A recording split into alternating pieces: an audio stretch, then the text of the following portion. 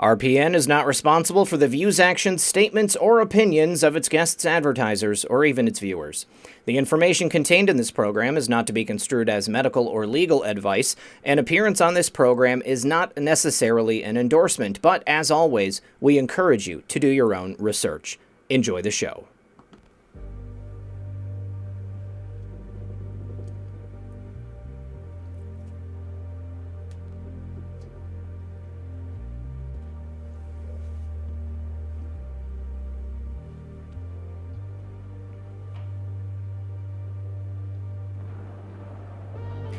Good evening, everyone. You're listening to Red Pill 78.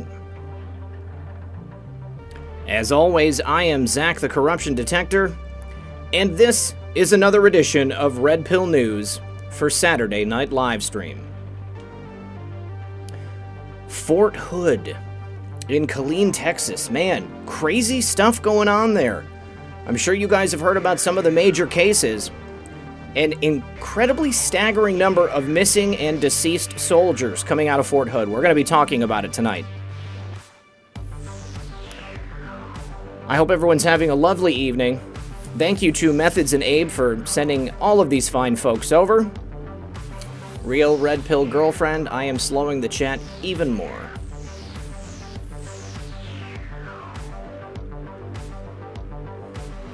Joining us tonight is Dr. Ginger M. Kinsey. She is a former investigator and clinical psychologist. She actually worked at Fort Hood and attempted to blow the whistle on some of the practices there that contributed to the environment that allowed these types of crimes to take place. So Dr. Kinsey is going to be going over several interesting cases, her own individual experience there with leadership at Fort Hood, and we're going to be talking about the situation in general. So make sure you get your questions ready for the second hour, and do me a favor, sit back, relax, grab that popcorn, and we'll be right back after a very brief word from our sponsor. We're coming up on just about 1 month since wildfires started in California, Oregon, and now Seattle. Finding yourself in the breakout of a wildfire leaves you vulnerable to a number of things: falling trees, hazardous air quality, ash, and the fires themselves. If you are ever in such a situation, you want to ensure you're as prepared as you can possibly be. And that's why I have a solar water heater. It's solar powered, so I've made hot water, coffee, tea, and many other things in the middle of the outdoors. I keep one in my car, and I have another one in my bug-out bag at home at all times just for emergencies. Now, if you want your own solar water heater, all you have to do is go to solarwaterheater.com or click the link in the description or pinned comment below. And remember, when you support my sponsors, you support this channel. All right, everyone. Thank you so much for being here. Welcome back to the program, all of my faithful viewers. Thank you to the mods for keeping the chat comfy and everybody who was here hanging out ahead of time. And for those who went to catch Methods and Conscience Abe's Uncensored Abe's new program on Saturday nights, I'd love to hear about it. Wasn't able to see it because I was in the pre-show with Dr. Ginger M. Kinsey. Ginger, thank you so much for joining us tonight. How are you? Very well, thank you. And thank you for having me. Thank you so much for the work that you're doing. Well, thank you very much for saying that. I appreciate it. It is my pleasure. Obviously, I am interested in getting to the heart of certain types of matters. And certainly, this matter right here with Fort Hood is a big one. You know, I found differing numbers when it came to the number of deceased soldiers at Fort Hood for 2020. I saw one that said 16, I saw another that said 26, and it looked like there was a couple of other different figures. I don't know if they're figuring that by people who actually were deceased within the boundaries of Fort Hood, or people who were stationed at Fort Hood and then died while they were stationed. But there's been a whole bunch of crazy things happening there, and it's not just 2020. I mean, we can go back 10 or so years, and we've had multiple mass shootings since that time. Ginger, can you tell us a little bit about yourself and your experience and what you did at Fort Hood? Okay. A little bit about myself. I began my career many years ago in the 70s, 3 years as a volunteer EMT. I'm a 1981 graduate of the New Jersey State Police Academy, 142nd Municipal Class. I did my undergraduate work at Ohio State and Rutgers, and have both a master's and a PhD in clinical psychology from the University of Delaware. Post-graduate, I have done work with the Department of Justice, Federal Bureau of Prisons, Texas Youth Commission, private juvenile detention facilities, 2 years in an ICE facility. I've also worked with Customs and Border Patrol for the development of a resiliency program, and approximately 7 years with the Department of Defense, 4.5 of which were on Fort Hood, 2012 through spring of 2016. Okay, so you came in after the initial Fort Hood shooter, as it were. That's correct. 5 November 2009, when Major Nidal Hassan was involved in that massacre. Yes, I was there after that, but I was there in lockdown for the most recent active shooter event on 2 April 2014. All right. So not only are you a mental health professional, but you also have law enforcement experience as well. Correct. Okay, so you're well placed at Fort Hood, it would seem. Now, what do you know about that initial mass shooting back in 2009? I mean, was that something that was spoken about? I mean, could you feel it on the base? Because just from a outsider's civilian perspective, something like that happens in, let's say, a business or any other type of building, probably even a government facility. And I would think that they would change your protocols and the way you do things, because you'd want to make sure that something like that isn't going to happen again. Well, that was the impression that I was under when I came to Fort Hood, but that was very incorrect. Security, in fact, even raising issues of simple security was met with a lot of resistance. But I would encourage folks to look at the book Death on Base, the Fort Hood Massacre, and it was published by, I believe it was University of North Texas up in Denton.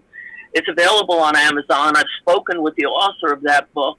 He did an outrageous job. I mean, very, very good in terms of capturing the command climate within MedCom, and in particular, the mental health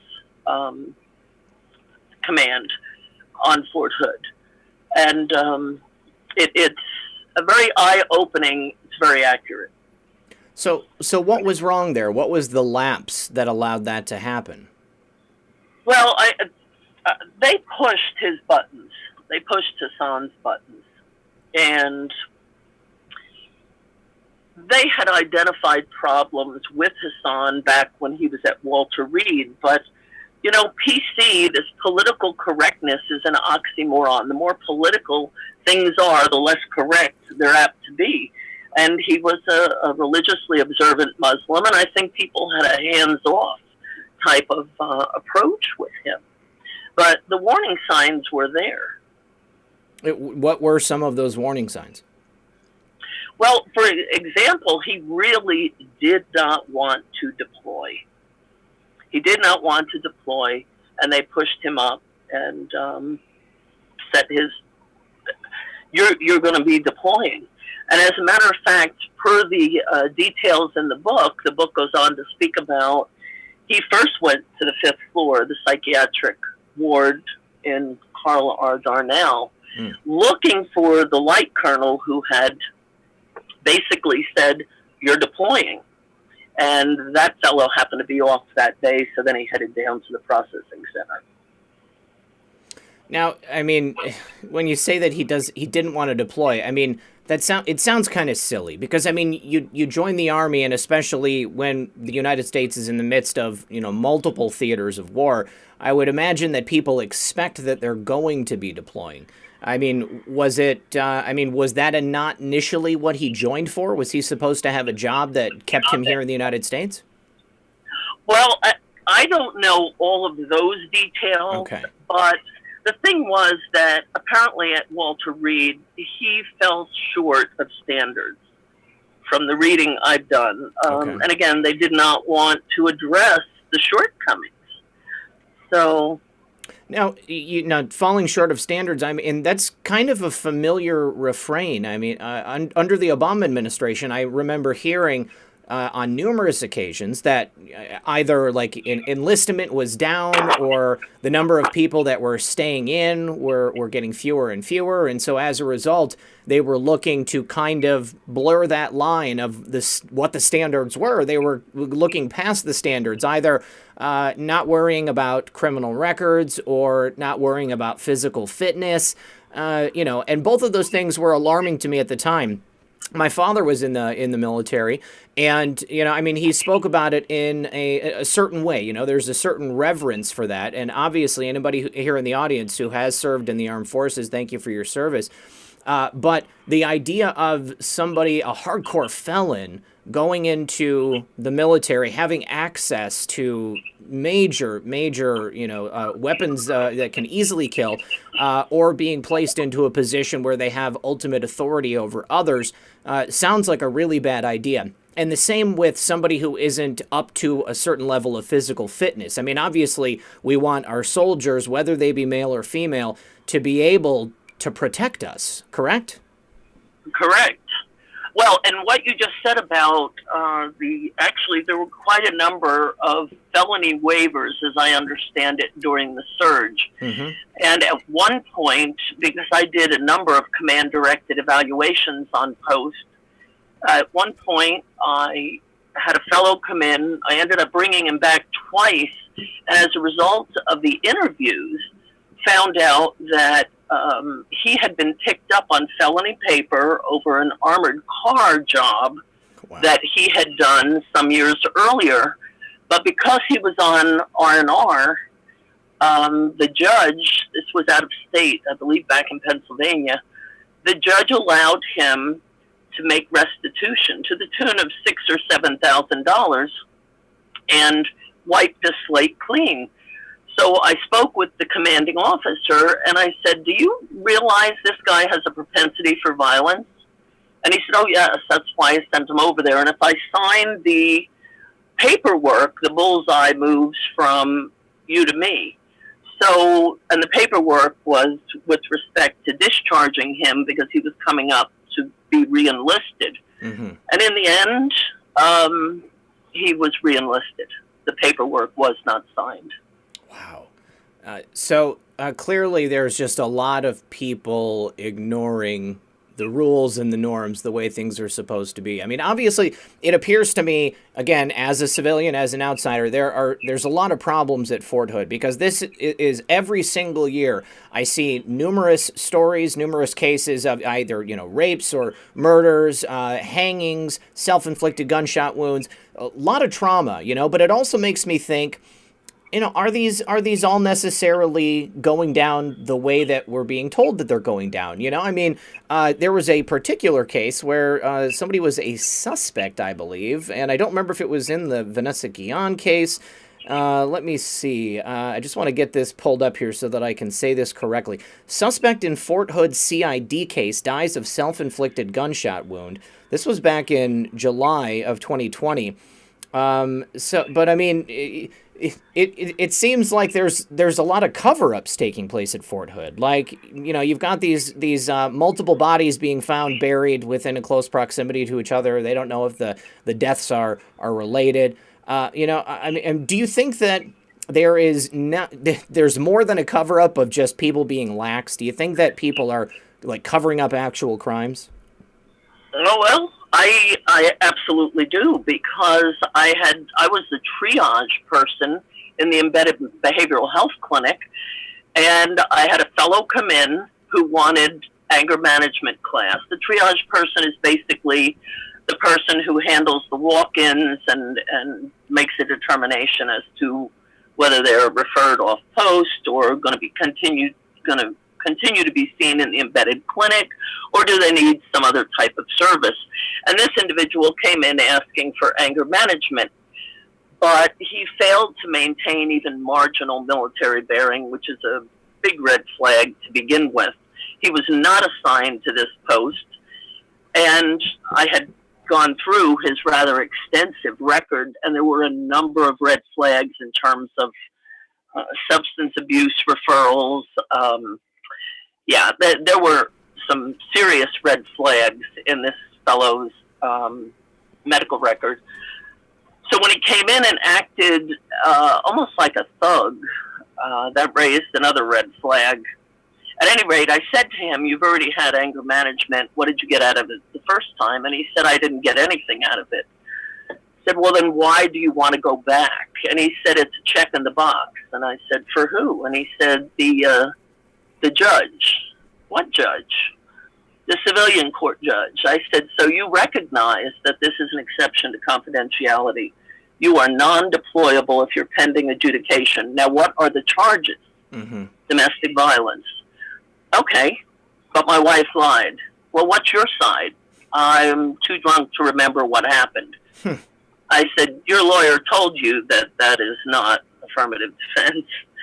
And I said, we now have multiple exceptions to confidentiality, because you're pending adjudication, you're acknowledging that you were intoxicated, so that is going to be your third referral to the substance abuse program. And then I have to open a family advocacy case. Do not leave the clinic. I'm calling for a command escort. So he was not even assigned to Fort Hood. He was assigned to a post out of Austin, around the Austin area. So I called his chain of command and requested an escort. And while the NCO was en route to Fort Hood, he calls me and he says, "I'm a little bit concerned." And I never did find out where this information came from. But he said to me, "There may be weapons in that vehicle." Oh, wow. So I called the 89th Military Police Brigade and I said, "We need you here ASAP." And it took them almost 30 minutes to respond. My OIC, who was a public health service lieutenant commander, who was not a commander of any kind. I mean, this woman had such a fragile identity. That was a whole other matter. But she was on the phone. I didn't find out for a number of months, once I was being transferred, that the fix was already in. That's why she was unavailable. We have this guy pacing the hall, and we believe he has a cache of weapons in the vehicle. Well, she had already put in a call to the medical command, and the fix was already in. Now, when the military police arrived, I could not give them all of the information in terms of why I felt this fellow was a risk because of HIPAA. I can speak with his command, but I can't speak with the MPs. Mm-hmm. And I watched them, and they unloaded an M4 rifle, a shotgun, 3 loaded handguns, numerous rounds of ammunition. As a matter of fact, they pulled out a brown paper bag, and there were shotgun shells all over the parking lot. Oh, wow. Now, this occurred in the parking lot directly across from the concertina wire enclosed crime scene and victims memorial from the Hassan debacle that occurred in 2009. Now, this was July 2nd of 2013. And that case was going before the federal magistrate the following month. He went to trial in August that year. So this became a most inconvenient truth. That soldier walked on everything, and ultimately I ended up being removed from patient care, put in the med board clinic where the supervising physician was told to give me no work. So you're saying that rather than have another potential incident or something that might be newsworthy related to the original Hassan shooting, just in similarity, they completely covered it up, swept it under the rug, and then this guy was free to go about and do whatever he wanted. That was just because if that came up during the course of the trial, maybe that would look bad? I don't even know that that would have been introduced in the court-martial.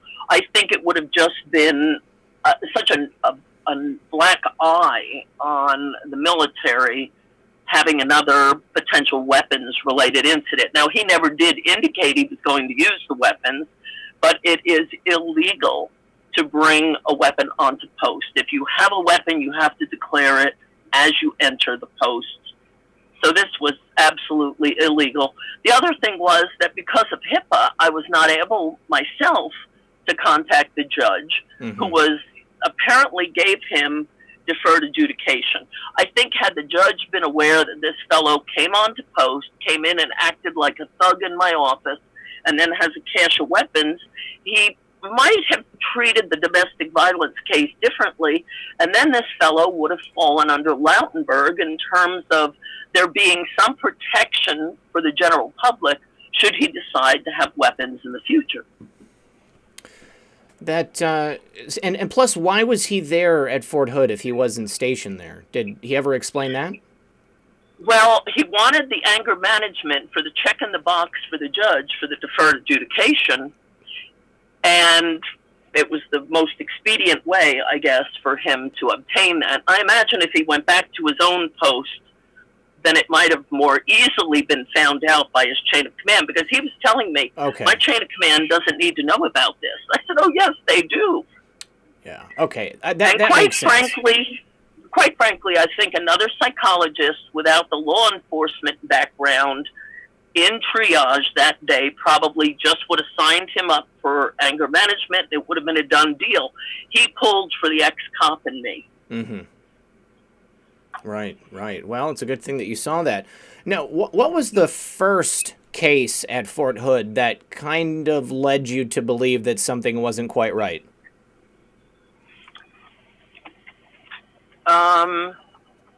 I guess I'm not sure. Or how long was it? How long had you been there before you felt like, man, you know, things are not right here? Because, I mean, it seems like the culture there is very different than it is on other bases. Because I certainly don't hear about other bases having the number of deaths and suicides and, you know, missing and people being found buried on base. Actually, probably within the first 6 or 8 months, because I had a much more junior psychologist come to me when I was at the R&R clinic before I went to the embedded behavioral health unit. And the person came in and they said, you know, I'm doing a command-directed evaluation. And the soldier came in, pulled out a knife, and started cleaning his fingernails. Mm-hmm. And he said, what do you think about that? I said, that's called menacing behavior, and you need to report that to the chain of command. And I said, if that were me, I would tell him, you know, put the knife away. I don't have a problem with bringing in your NCO for the duration of this evaluation if you're unable to maintain military bearing. But you know that's inappropriate. Mm-hmm. Well, our supervisor told this psychologist, do not report it.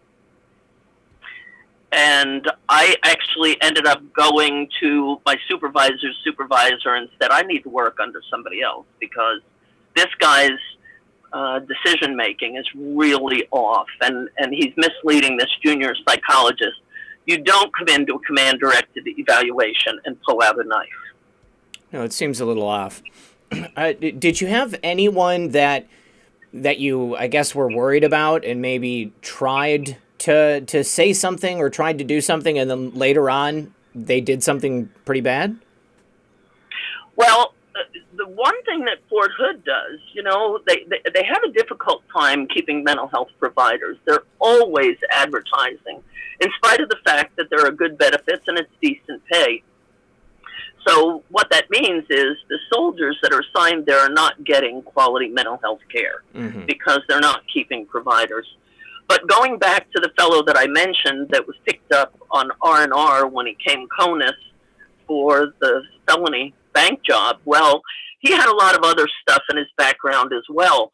And I wrote up a very extensive report, having done a whole test battery on him.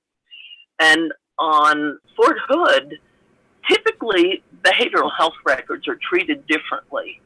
And they're not, they have a second layer of protection in that you cannot just automatically get all of your mental health records. But Fort Hood doesn't enforce that. Fort Hood lets everything go. So I had gone up the chain and I said, look, what I wrote in this report needs to be maintained in records and not released to the service member. Well, I got a call about 16:20 one Friday afternoon from the Records Bureau, and they said, Dr. Kinsey, I just need to let you know that report that was asterisked that's not to be released, it just left the office with that soldier. So apparently he had kind of strong-armed it, talked the woman into it, and once she realized he shouldn't have had it, she didn't want to ask for it back. So they called me to let me know he had it. I called the hospital provost, and I said, look, if you want me to author these kinds of reports with soldiers where, in this case, the captain, the company commander, refused to sign the paperwork, and they re-upped him, I said, I've carried a gun, a sidearm responsibly for years, and I think I should be able to carry a weapon on this post if this is the kind of stuff that's going on. Sure. And it was the hospital provost just basically said, we may need to ask the CG if he would approve that, but it never went any further. Now, are you familiar at all with the Vanessa Guillen case? She is the woman who went missing, and then she was found in a shallow grave not that long ago? Just what I've read online, and some of it is very disturbing if the facts as they're presented online are accurate. Well, what have you heard? One of the things that I had heard was that she had left a lot of personal belongings behind, and for a day or two afterwards, when they did morning count, she was put down as being present. Now, if that's true, but I don't know. Now, was she supposed to have left in the middle of the night, or do they even know how she left? Everything I've read indicates that it was during the daytime. During the daytime. And she left personal belongings behind. Like she expected to come back. But you would think. Yeah. You would think. But the thing is, it was months before. It doesn't sound like.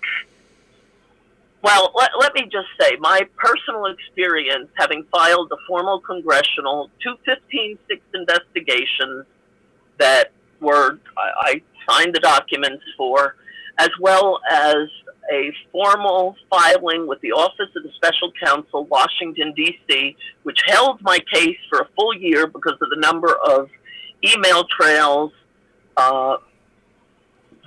photographs, documents, violations of UCMJ that were laid out. They held the case for a whole year before it went to the Earth Systems Protection Board. Nothing came of any of these investigations. Quite frankly, I think the case with the Office of the Special Counsel, if there had been a civilian in my chain of command, I can't imagine that they would not have prosecuted it, but because it was all military, they let it go, but they held it for a full year, which is highly unusual. And do you mean they just held it and sat on it, or they held it and investigated it? Well, they held it and had to ask. I was represented by a federal labor attorney out of Atlanta, Georgia, Mr. Sean Southworth. And no, they would say, look, we want to keep this a little bit longer, but I had forwarded tape recordings of patently absurd meetings. They were just indefensible. For example, the security was abysmal at the embedded behavioral health clinics, as well as evidenced by, here we have somebody we think has guns, and it takes half an hour to even get anybody there to assist us. So the nurse case managers happened to hold a meeting wherein they discussed the security concerns at the mental health clinics. And they drew up the meeting minutes. They knew I was already a whistleblower. So one of the psychiatrist who was a major in my chain of command, demanded a rewrite of those meeting minutes. So I had both copies of the meeting minutes, the original and then the altered ones to deny the indefensible. So between the weapons incident, we had a twice convicted felon in patient care, inappropriately touching credentialed staffs, and he was permitted behind closed doors with our oftentimes traumatized patient population. So I put all this together. People said you cannot contact the CG every CG that I worked under knew my name. And at this point, it was General Milley, Mark Milley, who's the current 4-star at the Pentagon. And he is the only one of the 3 CGs that I had put together information about what was going on post, who treated me with a modicum of respect. And he said he was going to dig into it. I do think he did, and I think it impacted the career of 2 Army physician psychiatrists, which continues to impact me in my ability to work in this general area. Now, how close is Fort Hood to the Mexican border? Oh, quite a ways. I would say, I would say 6 to 7 hours. Okay. If you go down to the valley, what they call the valley, and headed down to McAllen or Harlingen, 6 or 7 hours. Well, the reason I ask is because, I mean, we know that the Mexican drug cartels, the mafia, they're involved in human trafficking to a degree. And it seems like, there's multiple female officers or, I guess, enrollees. I don't know what the correct terminology is, but people in the military and the Army there who've gone missing. And it just struck me that if they just up and disappeared during the middle of the day and they've never found a body, is it possible that there is a kidnapping element to this? It's hard to say, but I do think the issue of human trafficking is much larger than I think most people realize or care to know about. Mm-hmm. Most definitely. Now, did you ever witness anything having to do with that while you were there? Well, I will say that at one point, and this would have been around 2014, 2015, the SHARP program is the Sexual Harassment Assault Response Prevention Program. I believe I have the acronym right. That is the program that is there ostensibly to protect people who have issues like Vanessa Guillen had. Mm-hmm. But when I was there, it was a senior NCO who led up the program out of 3 Corps, which is the big guns, so to speak. That's where the CG is. He was running a prostitution ring. He was arrested, convicted, and sentenced. But he was the head of that program. Now, okay, so the head of the program that you would go to report things like this was running a prostitution ring. Were those prostitutes women from the community, or were they women, like, at Fort Hood? Like women subordinates. Yes, women subordinates. Wow. That is incredible. I mean, you can't make this stuff up. And the thing is, here, you know what the interesting thing is? I was given a $10,000 sign-on bonus because I have, goodness, at that point when I came on, about 15 years worth of work doing trauma resolution. And that was the whole reason, I came here to do trauma, to work with folks that have had 4 or 5, some of them 6 back-to-back deployments. And I end up getting pulled out of patient care and sent to do this watered-down version that even my malpractice insurance carrier, the JD PhD, said if you implement that, your license is in jeopardy, which I already knew. Wow. It's just really outrageous. I mean, it's a waste of taxpayers' money. It's a waste of professional knowledge. They're just very punitive. Oh, but where I was going to go with that is when I came on board as a GS civilian, it was a 1-year probationary period. After my case, the probationary period is now 2 years. They want to know that you are a go-along to get along. Make sure you're not going to rock the boat. Exactly. But, I don't rock the boat unless I'm standing on a firm foundation.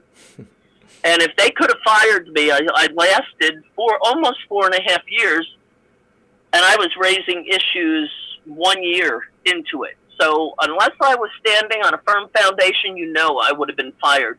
Professionals were not unionized. We didn't have union backing. But everything I did, I stood on UCMJ, I stood on my professional license. Everything I did was grounded. Well, there's a standard of care that's expected, and it sounds like they're trying to do anything they can to kind of divert that and just have you, falsify documentation to make it look like it's one way when it's certainly not. Now, how did you find out about that commanding officer running this prostitution ring comprised of subordinate female officers? It was in the news. They couldn't hide that. That was in the local news. Yes, that was a big deal. That was on the 6 o'clock news. It was in the newspapers. So, yeah, they couldn't hide that one. Do you know how many people were involved? And I'm talking, and I want to know, was this guy that was heading this up, was he the only, like, male? Was it? I mean, what is it? Pardon my language, but was it like a straight, like, pimp situation? Like he's the one guy in charge of all of these women, or did he have other male officers working with him and kind of helping to run this thing? No, as far as I know, it was him and 2 or 3 people over whom he had, a supervisory type of relationship. Okay. But just the gall of, you can't make this up. Yeah. Yeah. Okay. So only 2 or 3 women were involved?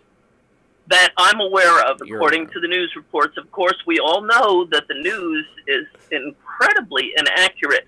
So that's why I hesitate to say too much about the things for which I don't have direct, knowledge. I understand. I totally understand. All right. Well, how many incidents did you yourself report while you were there? I mean, and I would like to know what the process is for the formal whistleblowing.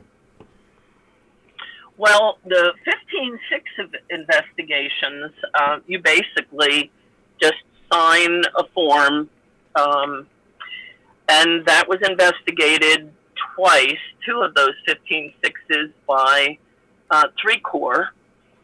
And nothing, I didn't get any feedback on them.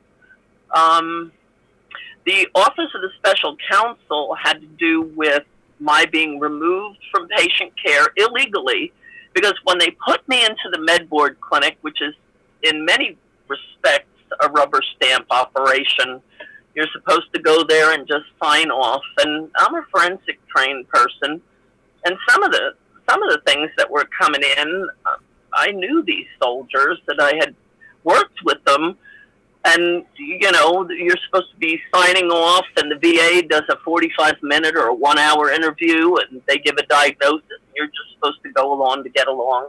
But at any rate, the supervising physician said, well, I'm not supposed to assign you any work. So I ended up getting a call from somewhere up north, Illinois, I think. And this was a job that was supposed to be, you had to apply for it. It had a different classification. So when the woman called me, she said, are you accepting this position? And I said, are you kidding me? I said, I was voluntold here. I was I believe illegally removed without just cause. She said, well, this is highly irregular. This is going to have to go up through my supervisor. So once I became aware that they couldn't even legally do this, that's when I hired the Georgia attorney, and I was moved over to the Thomas More Clinic, which, as I understand it, is the largest freestanding medical clinic in the Department of Defense. Mm-hmm. Working there initially was great because I was the only mental health provider. And as a result, I saw seniors all the way up to full bird colonel, command sergeant major.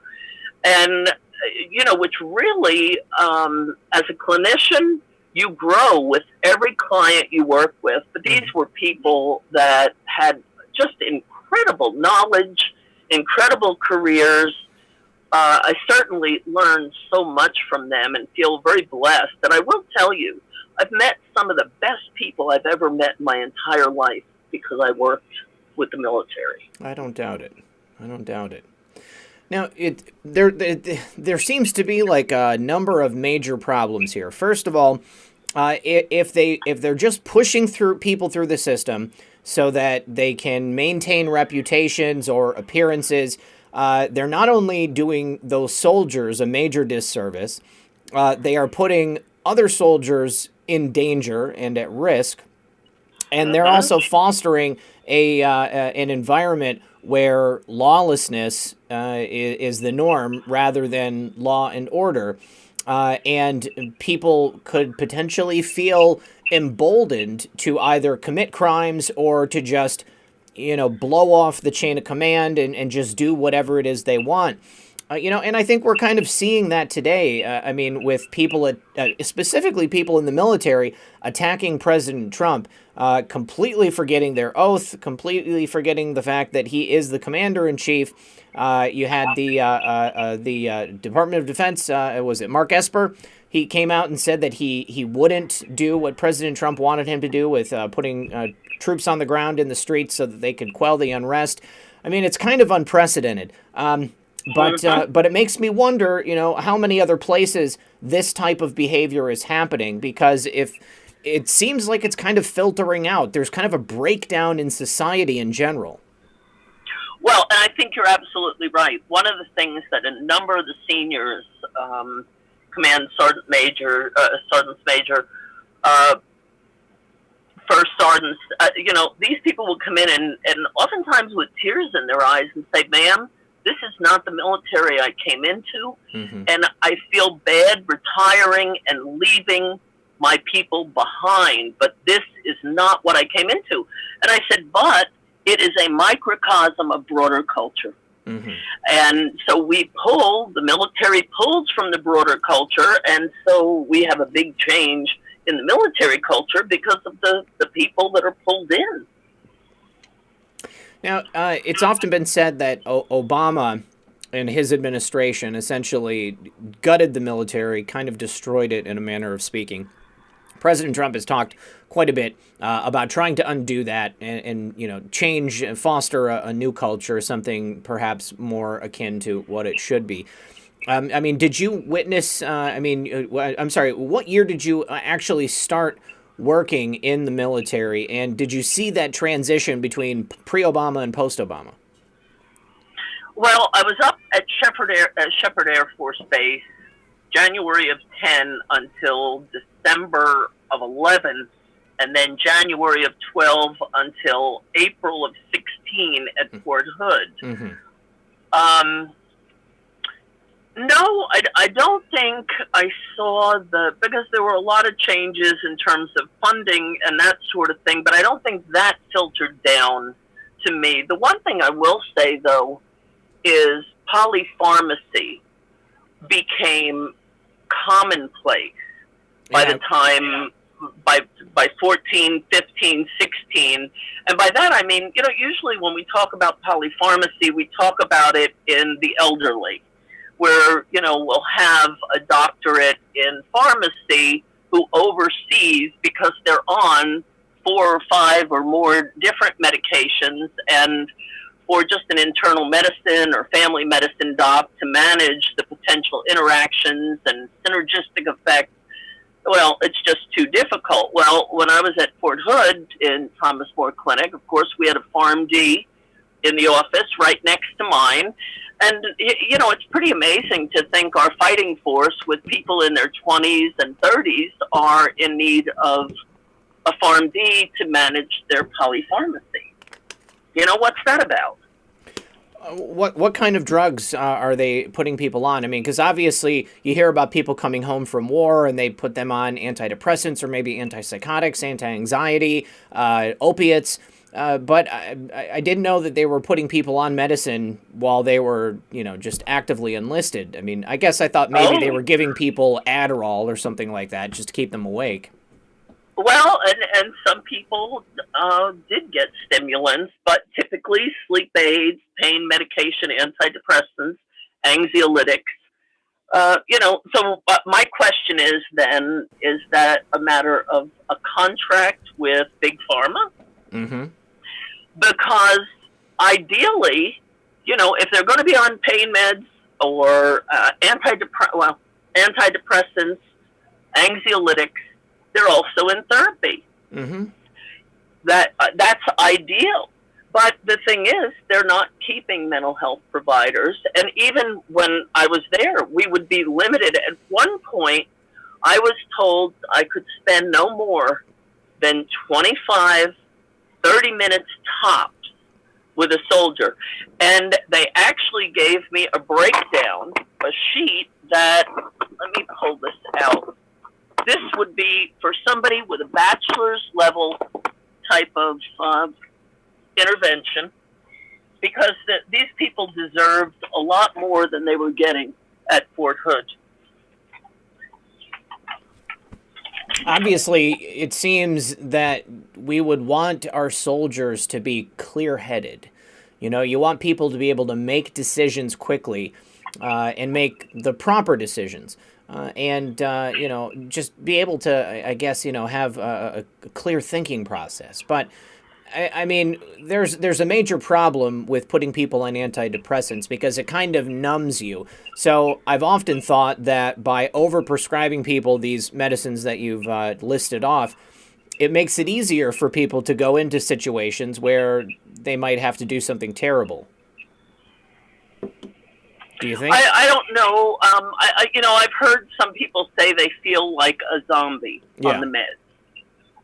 But, there's certainly a reason to use antidepressants, anti-anxiety agents, but do you think it's fighting force beyond all of these, and therapy is very, very effective. Well, you're limited. There seems to be an overprevalence of medication that's given to people. I mean, if you look at the numbers, there's just been a drastic increase in people who do take antidepressants or antipsychotics and anti-anxiety medicines.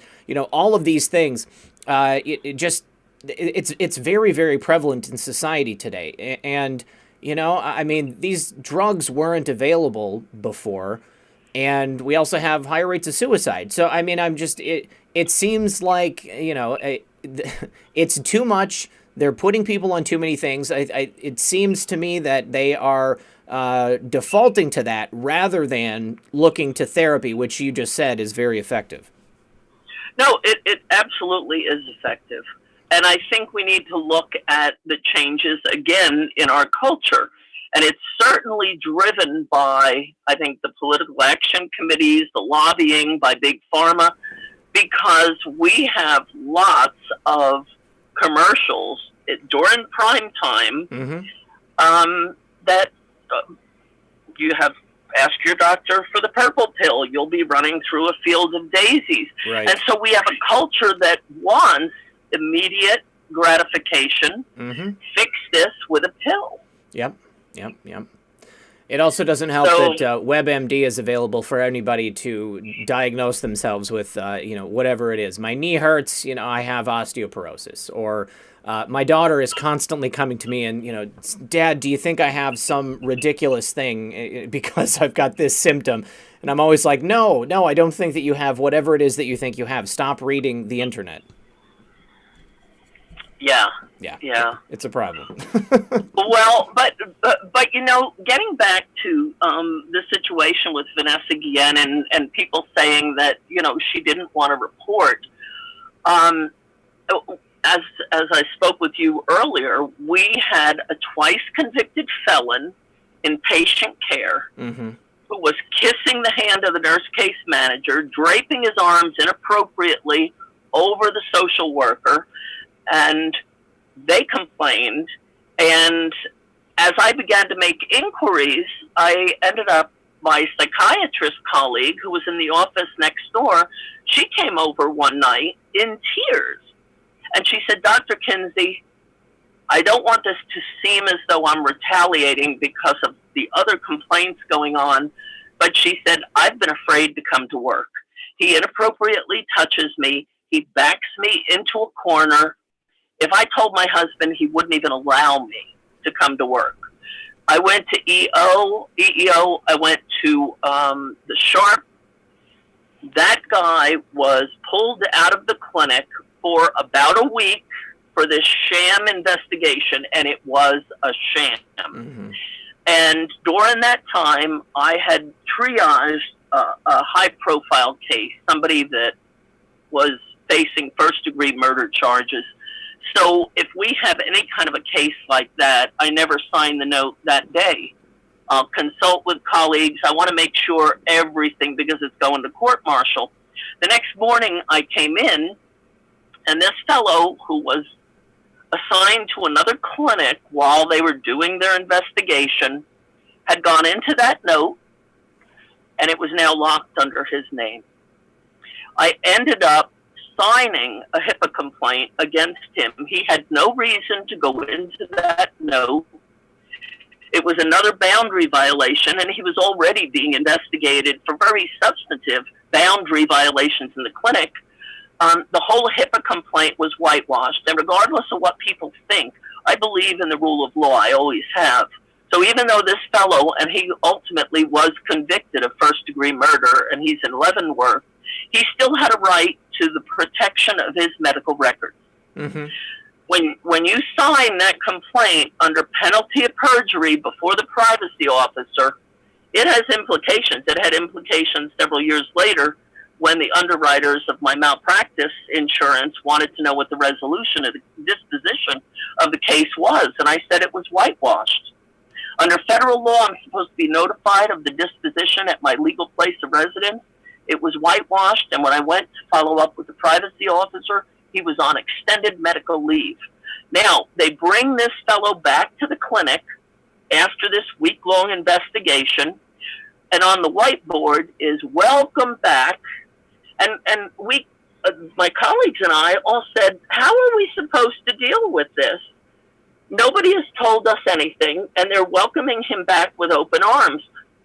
Now, what I had raised with the light colonel over at the Sharp program and EEO, wait a minute. The EEO, they told me I can't complain on behalf of other people.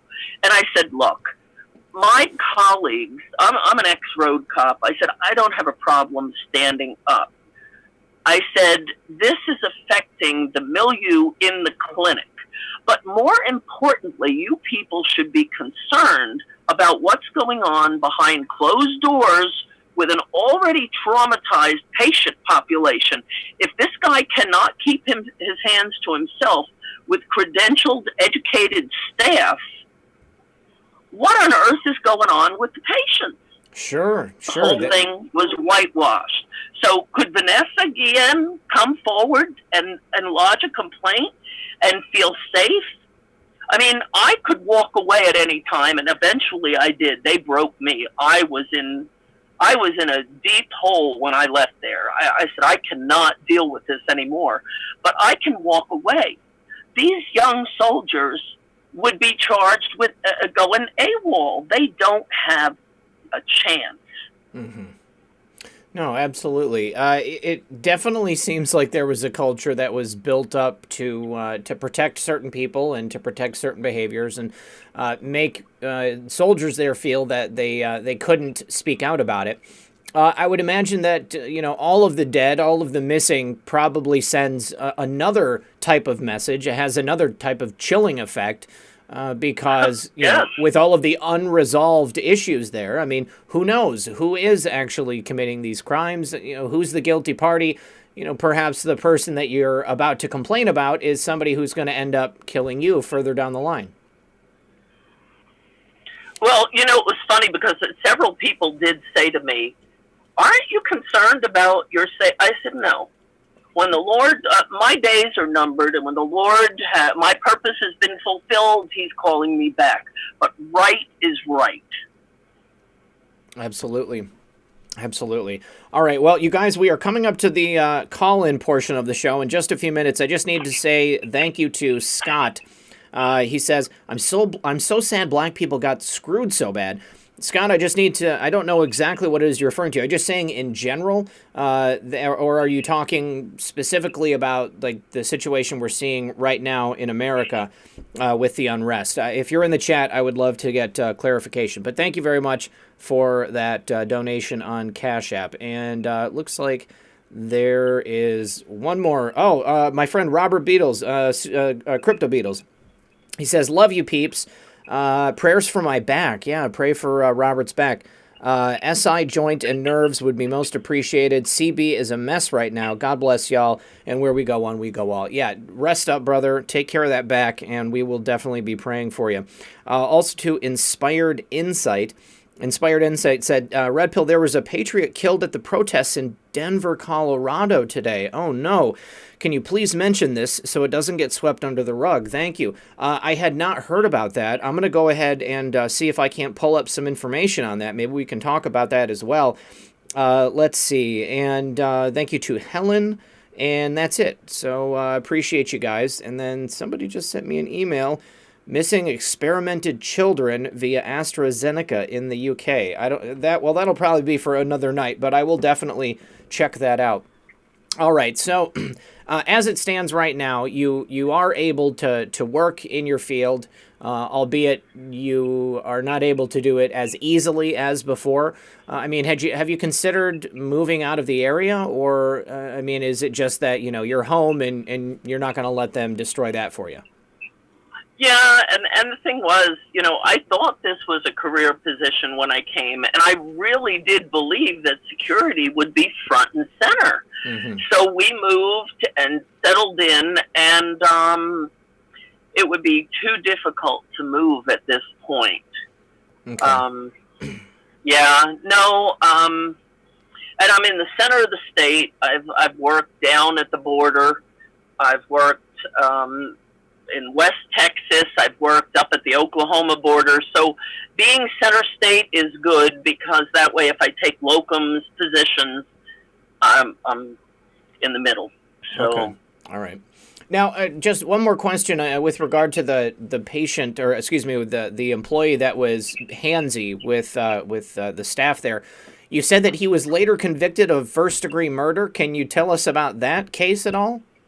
Oh, no, I'm sorry. The fellow who was convicted of first-degree murder was the record into which the twice convicted felon had gone in. Okay. And my point with that was, regardless of the charges that fellow was facing, he had a right to have his medical record secured and protected. Sure. I mean, that's like basic stuff with healthcare. Absolutely. And this other guy who was violating boundaries in terms of touching, and that was another example of a boundary violation. And 18 months later, he got a big going away party. So he suffered no consequences for his inappropriate conduct. And would patients have reported it? I don't think they would have, because even my colleagues, I'm the one who went and reported it. They reported it to me, but they weren't going to take it any further. So do you think the enlisted personnel that are coming in, if he was behaving badly, would have reported it? I don't think so. Now, and here's another thing that was interesting to me. Our embedded behavioral health units, we didn't get any input with regard to security, safety, and I have a background in that. And OSHA speaks to specifics about setting up clinics. Well, they disregarded all of that. So, for example, when you're in a mental health clinic, if you have somebody where you feel that there's an element of danger, it's beginning to escalate, you want a show of force, for example, people to come in, you'll put a panic button in a place where you can activate it surreptitiously. Makes sense. Well, we had no input, and the clinic that I ended up in had me behind what I like to call a banker's desk. It was an L-shaped desk, and it left the client patient in charge of the only way out. He would sit by the door, he or she. Mm-hmm. And I had a senior NCO in there one day, and he said to me, Ma'am, how do you feel about the fact that I'm the one in control of the door? And this guy, he was great. He was a great therapy client. And I said, sir, let me show you where the panic button is. I said, it's behind this high chair on the wall. I said, so you can be sure I'll never use the panic button, because I'm not turning my back to somebody that I'm concerned is escalating or potentially going to escalate. And I'm not going to telegraph that I think there's a potential problem here. Mm-hmm. So I said, but more to the point, where do you think that panic button goes? And he said, I don't know. Does it go to the 89th, the Military Police Brigade? I said, no, how about the front desk? Now, if we have an active shooter come in here, who's the first person they're taking out? Be a person at the front desk. Yeah. Right. I mean, you can't, like I said, you cannot make this stuff up. Maybe they expected you to just roll your chair back. I mean, that's the only plausible thing, but that's a bad idea still. I mean, just casually push away from the desk. Right. Right, but I'm already behind this big L-shaped desk that traps me to begin with. Mm-hmm. But we had no input whatsoever, and it was a young E5 with no background in security who was the one who ordered all the furniture and made all these decisions. You know, just another one of those things you expect to be baked into the planning of something like that. All right, well, you guys, we've got several people on the phone already. We're going to start taking calls. I saw that there was quite a few people in the chat who either lived at or near Fort Hood or who have experience in the military. Maybe you guys have a similar experience to this when you were living on base, or perhaps you tried to blow the whistle on something and you'd like to call in and we can talk about it. Perhaps you have a question for Dr. Ginger about something else. Go ahead and do that. Just keeping in mind, we cannot legally give medical advice on the program. I don't know if Dr. Kinsey is accepting patients outside of the show tonight, but we'll ask the questions as they come in. So we're going to take Diane first. She was the very first one to call in. We've got 4,021 people here, 2,091 likes. Thank you very much for those. If you guys can, please leave a thumbs up. It really does help. Also, if you haven't yet, consider sharing it on your favorite social media platform. Also, go to my channel homepage and make sure that you are still subscribed and you hit that notification bell. Diane, are you there? Yes, I'm here. Can you hear me okay? Yeah, you sound fine. Thank you for calling. What's on your mind tonight?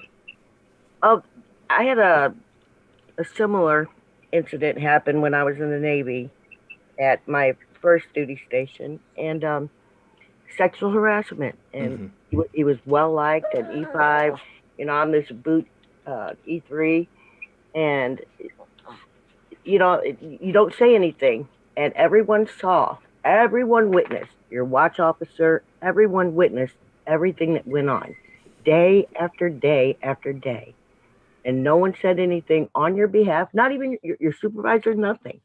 And if you do say something, especially against somebody who walks on water like that, it follows you from one command to the next command to the next command. So, it outrages me that, and this was in the 80s, it outrages me that things still have not changed in our military. I just would expect much better nowadays. That is a shocking thing, Dr. Kinsey. You would think that things would get better over time, but clearly they are at least as bad as they've been in the past, and who knows, maybe they're even worse today, because rather than evolving towards being better people, people are evolving to hide these crimes better. Yeah, I think you're absolutely right. And I think one thing I've always said is power, and it's not even absolute power, any sort of power, very few people wield it admirably or honorably. That's been my experience. Yeah, I mean, it does tend to corrupt. It's a sad thing. So, Diane, were you ever able to get any resolution, or was it just something that you had to continue on with and hope that you would get transferred someplace where it wouldn't happen? Well, we got a new commanding officer, a woman, actually. It was great. And on my, what they call, I guess, like an exit interview, you meet with the CO. I told her everything that happened, and her jaw just dropped, and she said, "Why didn't you report it?" And I said, "I'd be blackballed the rest of my career." And Mm-hmm. and I had just made E4, and so I was like, "No, you don't say anything." But what's really sad, and actually it was the two, we had crypto maintenance, the maintenance men. We had two maintenance men in our section, and they finally went to my supervisor and said, "If you don't stop him, we will," because this guy was, and I don't mean just saying things, I mean physical, and it was horrible. And I'm not going to say anything, but it's very demeaning. It makes you feel very cheap, like you're cheap. It's that's why if you've ever seen me go off on Adam Schiff paying someone for sexual harassment claim against them, it really makes me angry that, the government, because it's a choice. That is done by choice. Yeah. I mean, clearly, I mean, obviously it's happening in the military. Obviously it's happening in the federal government. I mean, who knows? Perhaps major corporate centers like, blue chip stock companies, that's the only place where it's being addressed. I mean, obviously, sensitivity training and all of these things, sexual harassment training. I mean, this is something that's been really harped on in the private sector. And I mean, I've never had to experience anything like this myself. I mean, I've been self-employed for many years, but even outside of that, I mean, I guess I don't know. I don't know how to think about it because, I mean, I guess it's totally different for a man, But I mean, I guess I have been in situations where like people made me feel uncomfortable, but it was never an ongoing thing. Well, I hope you are never made to feel that way. Yeah. I was very young at the time. You have to remember, I was very young. I was 19, 20 years old. But it was but like she said, and I wanted to know about command morale and the leadership there at the time. Before the first incident, did she know anything about that? Because it one bad apple does affect a whole command. Believe it or not, it can, and people will take that home with them as well. So. Well, and that's true, but you know what? It's also true that a bad barrel can infect good apples. That's and the structure, the command structure, certainly in MedCom, was, I had a soldier come in, and you have to be careful not to step outside of your lane. And, I'm mental health. I'm not a medical provider. My expertise is limited to being an EMT.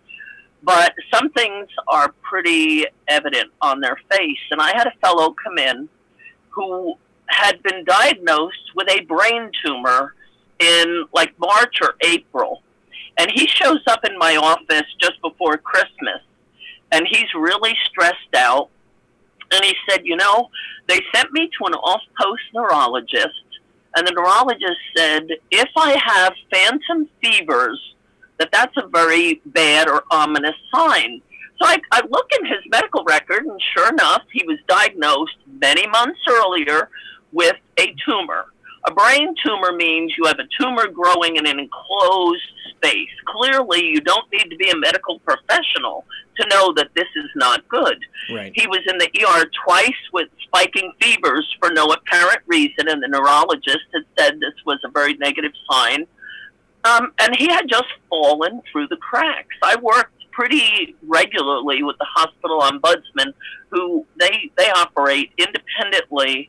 They report to the Office of the Surgeon General and the CG. And within less than a month's time, the guy was in surgery. But it's like, what? That's crazy. How can this happen? Yeah, I mean, a brain tumor, that's about as bad as it gets. Yeah, and he's a young guy. I mean, so like you said, Diane, I mean, when you're in your 20s, you're just out, in the world, and you're in this very formal command structure. It's, I think, pretty daunting for the average 20-something, and a lot of these people are only 18, 19. All right, well, Diane, thank you very much for your call. I appreciate it. Thank you for taking my call. All right, have a great night. All right. Gino just sent a donation on Cash App. He said Chuck Grassley and Kayleigh McEnany had 1010 comms via tweets tonight. And I'm going to go ahead and look for that. Actually, I see it. Yeah, Kayleigh Trump presser been on FNC several times lately. FR isolation location. She needs to put new battery in little clock behind her. It stopped at 1010. Okay, and so yeah, we had the 10-2 on the clock on the post from our favorite Anon, and then Kayleigh's clock behind her was stuck at the exact same time. I'm going to go ahead and pull the next caller in, and then I'll pull up Kayleigh McEnany's tweet as well. Sweta is coming onto the line next, and her microphone usually pops on pretty quickly, and it sounds like Muffin has announced someone showing up at the house. So hopefully it's my daughter, and I won't have to worry about it. Sweta, how are you tonight? Yeah, hi, Red Pill. I'm fine. Excellent. What's on your mind? Now, I had seen a documentary on psychiatry called, Hidden Enemy, the Psychiatry in the Military. How the pharma industry has, infiltrated and making millions of dollars just by mandatorily, prescribing psychiatric medication to people in the military. Antidepressants and whatnot. Also, I'd like also to. I'll be right back. Go ahead and finish your question to the doctor. I need to check the door. Yeah. Also, targeted individuals as such. There are a group of people called targeted individuals and persons of interest. Now, psychiatry is heavily misused around them. Just for gaslighting. A lot of these mental health providers are forced into their lives. And, they're used to actually, being a mental health provider, they should know better not to gaslight people. And even mental health, providers actually gaslight targeted individuals and persons of interest who are part of, organized community surveillance. Get in here, Muffin. Get in here.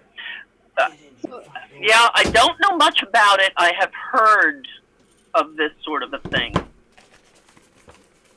Okay. There was this recent,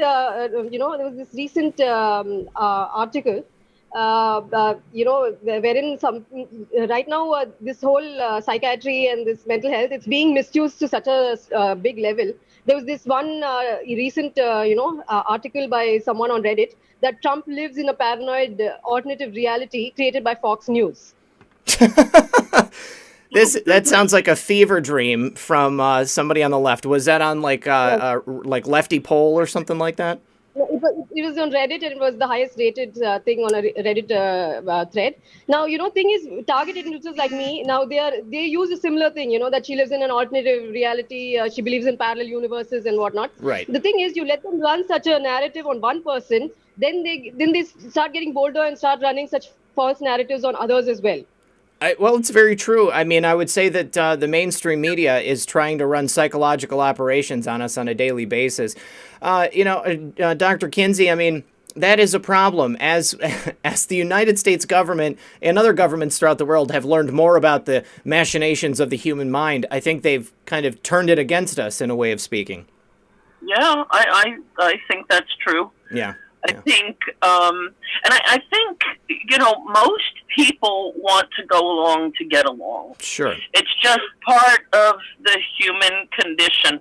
And, this is a little bit of a tangent, but there's been extensive research going back to the Kitty Genovese case in Kew Gardens in New York back in 67, 68, when there were 40-some eye and ear witnesses to a woman who was murdered over the course of, I think it took 30 or 35 minutes for her to be stabbed to death, and nobody picked up the phone.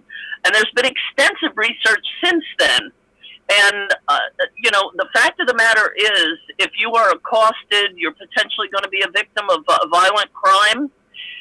The likelihood of anybody coming to your aid is reduced as the number of onlookers goes up. Oh, because they see a group of people looking at a crime being committed and nobody's doing anything, so they just decide they're going to hang back?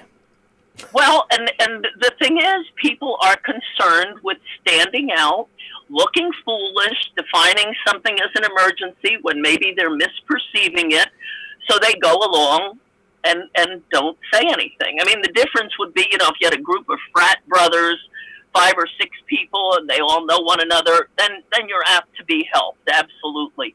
But if it's a group of unrelated people, they don't know one another, as the number of individual onlookers goes up, the likelihood of anyone intervening goes down, unless you have military, first responders, people of that ilk who are used to standing up, speaking out, and yeah.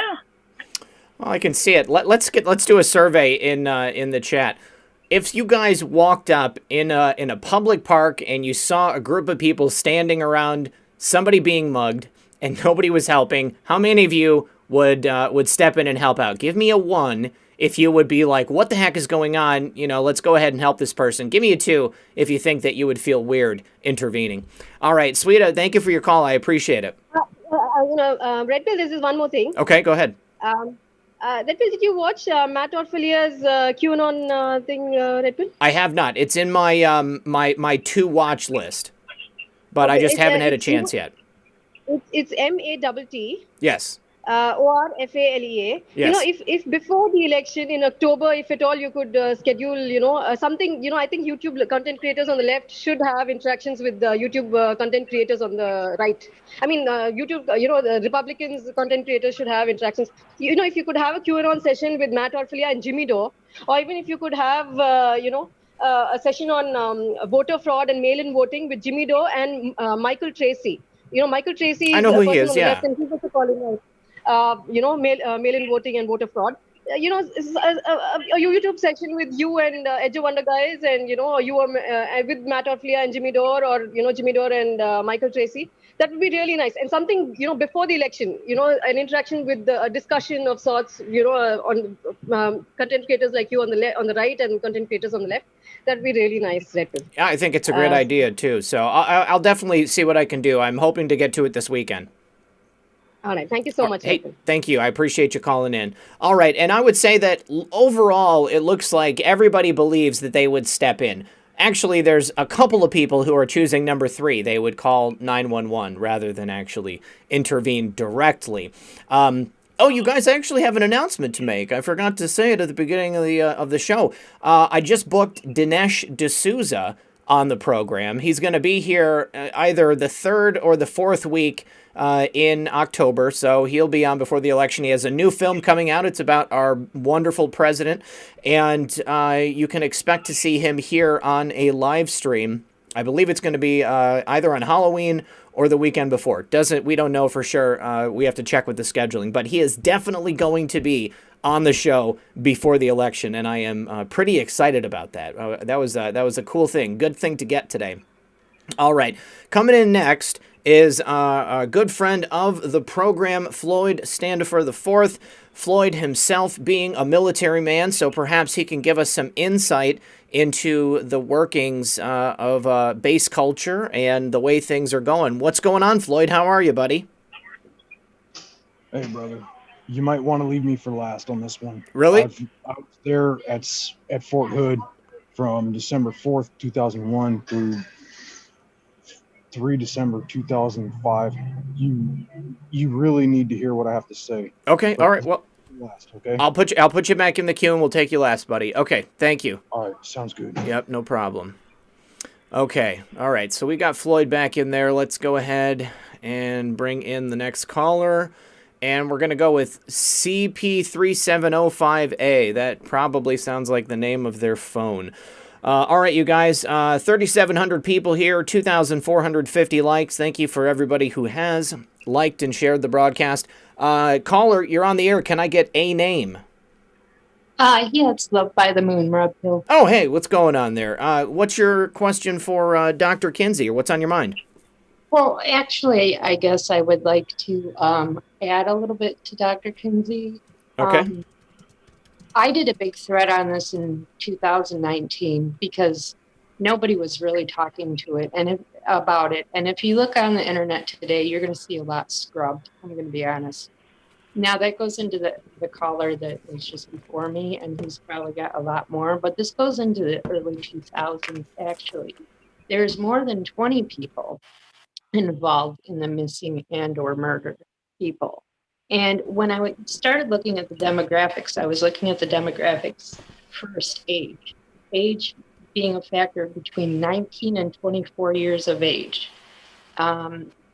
Culturally, I looked at it as well. I'll get to that in a second. We had a few in the 30s, one in his 40s, and one in his 50s. So we started going up in the chain of command. But virtually, it was the younger people who were, much lower ranks. And I know, that family, I feel bad for that young lady. They were actually the parents weren't getting answers. Okay. So this mainly, whether it matters to anybody or not, took place in the Obama era, kind of Bush, thing, obviously from dates. But it's just not a matter of mental health. Yes, it's an injustice, and Dr. Ginger knows that there's a lot of pill thrown around at certain places, not all places. But it concerns me because in this demographic, and let me backtrack for a second. The demographics of cultures, it seems to be three demographics, and that would be Caucasians, Blacks, and Hispanics. Mm-hmm. Need to be more Hispanic. Why? I don't know. That just is the way it is. I don't know. Could it be because there's a larger Hispanic population in Texas? Could be, but looking upon the records myself, I wouldn't think so. It's just that the entanglement with the young woman. And I'm sorry, you're talking specifically about Vanessa Guillen? Yes, Okay. yes. There was an entanglement between her and two other people, not that she did anything wrong. Sure, Okay. sure. And speculatively, they tried to throw it out in the media that, one was thought to be in love with her and the other one was jealous. Yeah, okay, that's not going to fly, not even happen. Now let's talk about the dismemberments that we're also finding.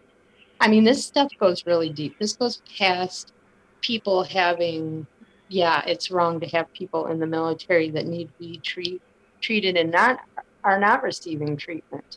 But I think we need to look at the whole picture, and maybe Dr. Ginger cannot discuss some of this because of the situations that are going on. And I thought it was important that people know I'm watching the chat and they're traumatized. There's people in there that really are hurting and being triggered by this because they know the inner works of things, and thank God Trump came in. Mm-hmm. Well, to your point about the dismemberments, I mean, I didn't get into that, but I was getting towards wondering if there was a cartel element to this, because, you are relatively close to the Mexican border, and it seems like there's kind of been an infiltration of our military and government. And I know that there were a lot of people who had criminal records which were let into the military. And I wondered if perhaps there was, people who were gang affiliated that were looking to avoid going to prison and entering the military instead. And just because of the location, being somewhat close to the Mexican border, I know the cartel has cross-border operations going on there. Part of that happens to be true, but we're also talking about entities from even further outside of that area, that region. This goes way further. If you look at the history, which I would be more than happy to share all that information I dug up with you personally. I don't know how I'll label it. Sure, but, sure. I'll use her name, but yes, it is kind of nefarious, and it's it's revolting, actually, to be perfectly honest, that this was allowed to go on the way it did. But the thing of it is these parents, a lot of people have to understand this was brushed underneath the rug. Mm-hmm. They weren't getting answers on their families. And we have another factor. I don't know, she may not want to touch on or even discuss or even touch, but there is an outside entity outside of the U.S. that owns an awful lot of property and just purchased an awful lot of property. Not too long ago here, as a matter of fact, 130,000 acres right around Fort Hood. Now that same region owned property around Fort Hood already. and, you know, the perimeters of their core. Are you talking about China? Oh, yeah. Okay. All right. We're talking trillions invested in just land alone. And that's where the president comes in talking about our intellectual property. Well, yeah. I mean, well, that's Ginger. That's a huge problem. I mean, obviously, under Obama, the Chinese were given control of major ports throughout the United States. That's not just a security risk, but also, a criminal risk. You had operations, having to deal with drug trafficking, human trafficking. If the Chinese are controlling those ports, then, they can let things slip through. But also major security risk for our own intellectual property. Perhaps they're stealing military technology as well. It seems like every day we hear a new story about somebody who is compromised and working for the Chinese and handing over information. But to specifically buy up 130,000 acres surrounding a U.S. military base, I mean, that seems, like it's fairly purposeful. Yeah, my husband, who's former Army and former law enforcement, he was in Brownwood, which is about the geographic center of Texas. And he actually saw United Nations armored up vehicles with soldiers, United Nations soldiers, fully armed, driving down a main roadway that runs between the geographic center and Dallas and Fort Worth. For what reason? Why would we need United Nations soldiers on American soil? That makes no sense. Exactly. Wow. Well, that's where Obama wanted to take us, though. Mm-hmm. They're already here, too. I mean, they're still here. Yep. So I'm going to let you, I'll send you the information so you two can talk about this, and I don't want to take up any more time. But okay. Definitely something for you to have again, because this goes far. Well, yeah, definitely, I mean, and the thing about it is, Dr. Kinsey's experience is uniquely from a mental health perspective. So, but yes, I know that it extends much farther than this. I said at the beginning, we've had 20 deaths this year alone, but it's like every single year, it's just tragedy after tragedy after tragedy, and I couldn't find a beginning. I looked back and it just every single year, just, all just scores of deaths, disappearances, just strange things happening. So it makes me think that it is a lot more nefarious. It's worse than just people, ignoring a few bad apples. Like there's something baked into the culture there. Absolutely. Well, I just wanted to say thank you so much to both of you. Thank you. And God bless everybody that served. Thank you. My heart is with you, and I'm so sorry you're all triggered right now with your PTSD, and take care. Yes. Have a good night. God bless.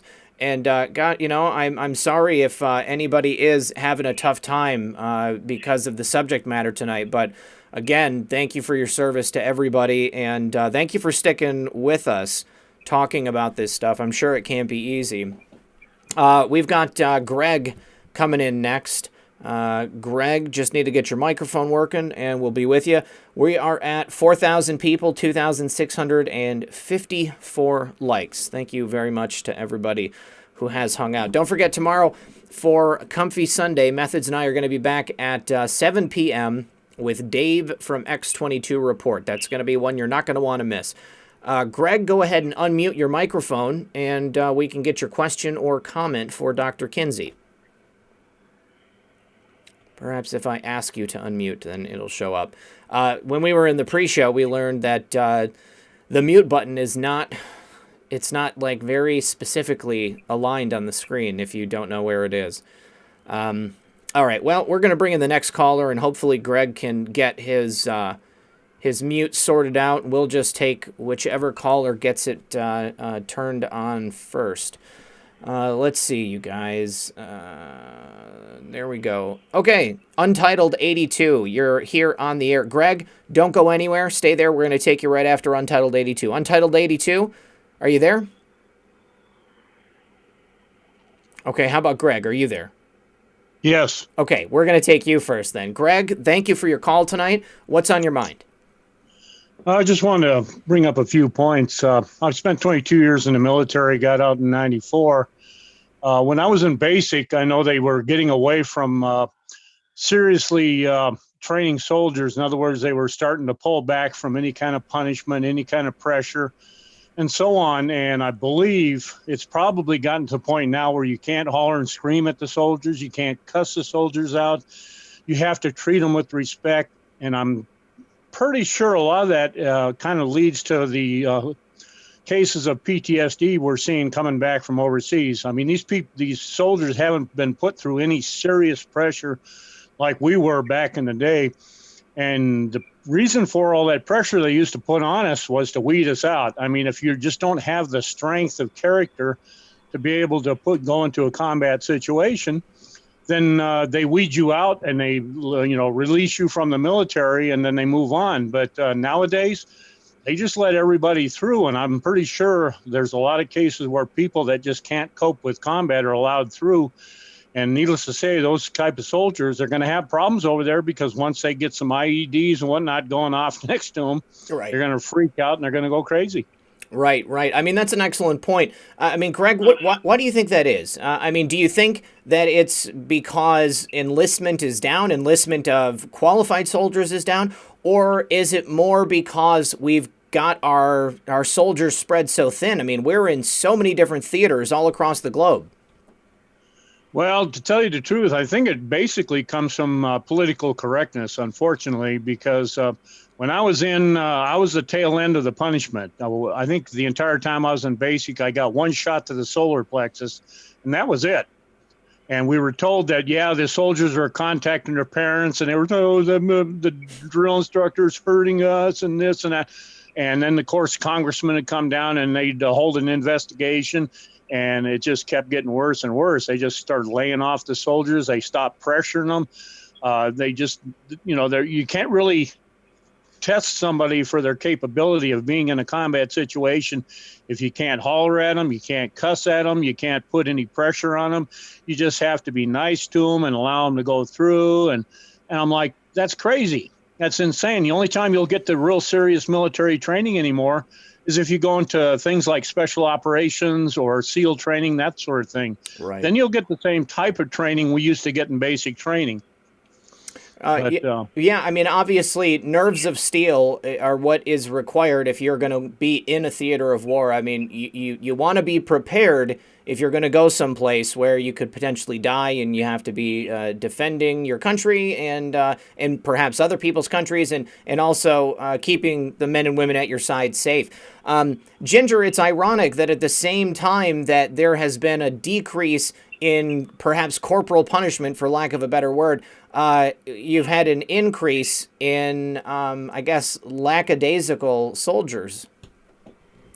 Well, but I also think that we haven't had in the past situations where sometimes people had 5 and 6 back-to-back deployments. Mm-hmm. The other thing is this whole idea of winning the hearts and minds, going into Afghanistan where I guess we didn't learn the lessons that Russia and the British before us learned. There's, the sectarian violence, it just goes on and on and on.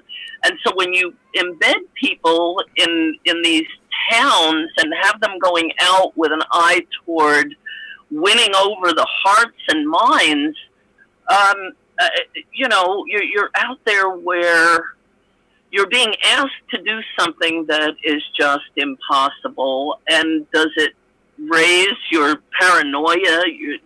You're in a strange culture.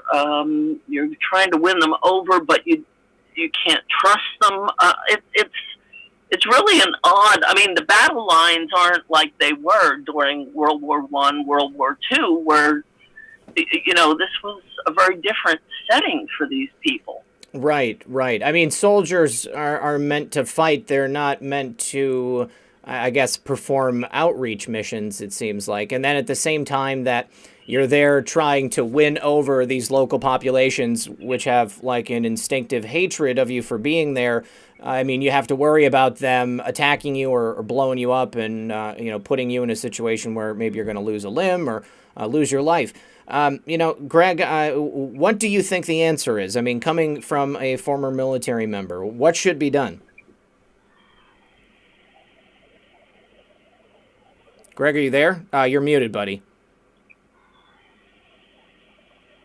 There you go. You're unmuted now. No, now you're muted again. I'm going to ask you to unmute, and then if you can just hit the button again. But I'd like to get your final thoughts, Greg. Greg, you're back. You're back. What's your final thought on that? Okay. Basically, as we've seen in the past, there was an impossible ROE that was set during the previous administration. I mean, you couldn't shoot. You couldn't shoot at soldiers if they were hiding behind a rock. You had to wait till they poked their head out, and then you could shoot at them. But as soon as they pull their head back behind a rock, you had to stop shooting, which is insane. Yeah. There's no way in a combat situation that a soldier can be doing that kind of stuff. And, if they're going to have silly ROEs like that, we're going to have nothing but problems as far as any kind of military operations overseas. And, I think that's a great point. And I think it's better now. I think they've pulled a lot of that back. Now, if you get engaged with an enemy, you can basically do what a soldier's supposed to do, engage until the conflict is over with whatever's required. I mean, that it seems kind of like common sense. I wasn't aware that you had to stop shooting previously if somebody ducked behind a rock. I mean, that kind of gives them a bit of a competitive advantage. Kind of ridiculous. All right. Well, Greg, thank you for your service, and thank you for your call, buddy. All right. All right. Have a great night. All right. Untitled 82. Are you there? Untitled 82? How are you? Hey, can you hear me? I can hear you now, sir. What's on your mind tonight? All right. Well, to get to the topic, it's about the 16 soldier deaths at Fort Hood this year, dude. Right? Yep. August 26th, 2020, dude. That's not too far along. And I don't want to name names, just for the sake of the people that, lost their lives or went missing or whatever happened. It's like, I think it's very important because it's very, very awkward that it just happened to be at just Fort Hood. Like, does anybody have any more sauce on these mysterious deaths, people going missing and stuff like that? That's it. Yeah, I mean, unfortunately, no. As Ginger's told us, there's a culture of not only corruption but cover-up. And it seems like the stories that we are getting are not necessarily complete or forthcoming. Now, Ginger, you had mentioned to me earlier when we were doing the pre-show that a suspect had been named in the Vanessa Guillen case. What can you tell us about that? Well, just what I've read in the paper, that they were closing in on a fellow who they believed to be responsible for her death. And he shot himself in the head as they were closing in. Right. Was that person? Didn't they claim that it was like a boyfriend or something? Was it that or just not according to the reports I read, because he was involved. There was a woman that was arrested with him as an accomplice. I don't know exactly what she's been charged with. For assisting him with disposal of the body. I don't think she was involved in the initial event, but she is supposedly his girlfriend. So I don't know. The whole thing seems a bit odd to me. Yeah, no, of course. Untitled 82, if we just look at March, the month of March 2020, we have one soldier, gunshot wound, unsolved. Another soldier found unresponsive, under investigation. Another soldier passed away while stationed at Fort Hood, cause of death unknown. Yet another GSW unsolved. Another GSW unsolved. Another died, cause of death unknown, unsolved. And that's pretty much the entire list. You know, I mean, basically every single case appears to be, unsolved, and they're in the midst of trying to figure out whatever it was. You know, I mean, that's why I wondered, is this potentially a serial killer, or do they just have people running around, I mean, there's just so many people embroiled in this type of culture there at Fort Hood, that it makes it easy to commit a crime. But I until the superiors there want to start actually solving these cases so that we can get some closure for the families, I don't think we're going to find anything out. But as Ginger was saying, the people who are in charge don't want the black eye of having this crime continue on and be reported on. If they can just say it's under investigation, we can't talk about it, it kind of leaves the news cycle. And then before you know it, there's another case, another unsolved death that has yet to be investigated that kind of supplants it, and then it just keeps going on. Vanessa Guillen is really the only one that I have heard talked about, at any length, and that's kind of because of the strangeness of it, But also, Zach,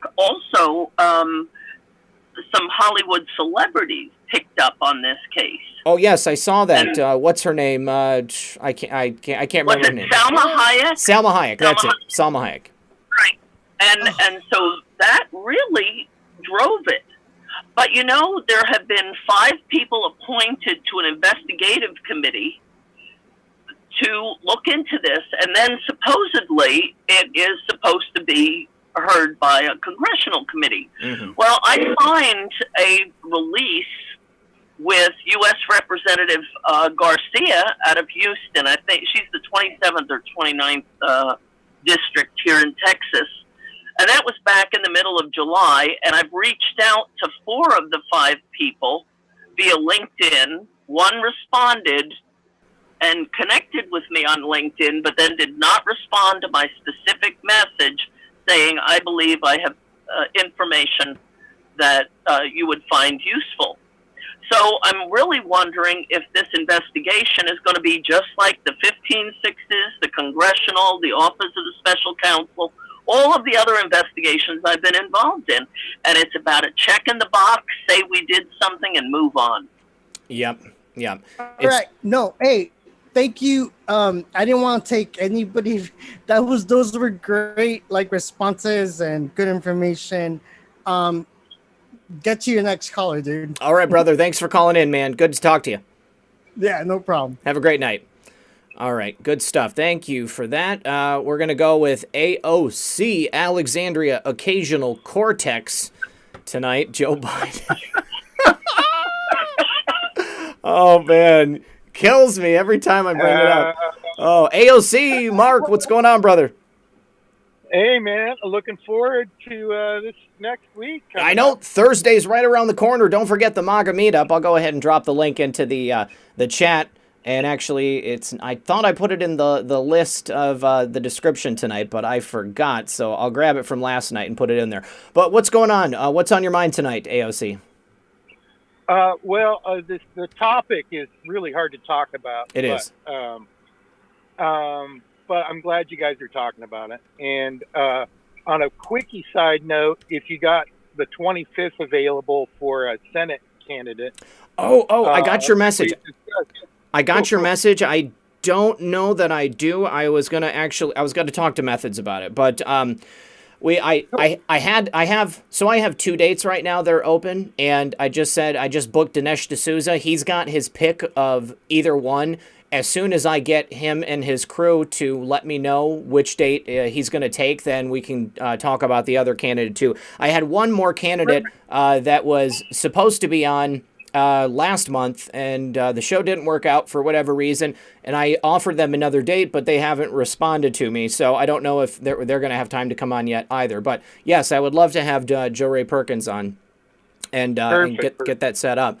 But, I mean, this is, do you have any specific thoughts about Fort Hood and what's going on there? Well, we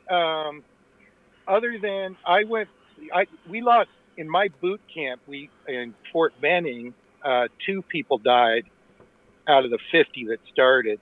And so we went through, things have changed a lot since this. This is George Herbert Walker Bush days. Mhm. But I went through the whole investigation things, and I don't know if anything's changed since then, but it seemed to just like, okay, we'll get the suits to come in, question everybody, and then, okay, next. No follow-up. You're never going to hear about it. It's odd in the military. It's good for a lot of reasons, but in other reasons, if it's corrupt and you're on a base where the people doing the corrupting are the ones in charge, then it makes it really difficult, because you got to go by the chain of command to get anything done. And if there's a block in that chain, you can't really go above that chain without, that's the rules. You got to go through the chain of command for everything. Chain of command, Dr. Kinsey. I mean, you can't go around it, but it seems like in some of these cases, the only way to get resolution is to at least try. I mean, what would happen to someone if they go outside the chain of command? I mean, that's a pretty big thing, right? Oh, yeah. Well, yeah. Yeah. And that's where, as a civilian, people were saying, you can't contact the general. As well, his name is on the list there, the drop-down list, so his email is available. Man, and is that, you're talking about General Milley? Well, General Milley, General McFarland, General Arardi, and it's interesting now. They've got this one general who was supposed to go to Fort Bliss, and now he's the one left holding the leaky bag. And my thoughts on that, this is like back in elementary school when you played musical chairs and one person gets left without a chair. I mean, there were 3 generals when I was there. There have been 2, if not 3, since I left. So this guy's, holding the leaky bag, but I dropped off a packet that was probably 1.5 inches thick to 3-quart to General McFarland, and I never heard a thing about it.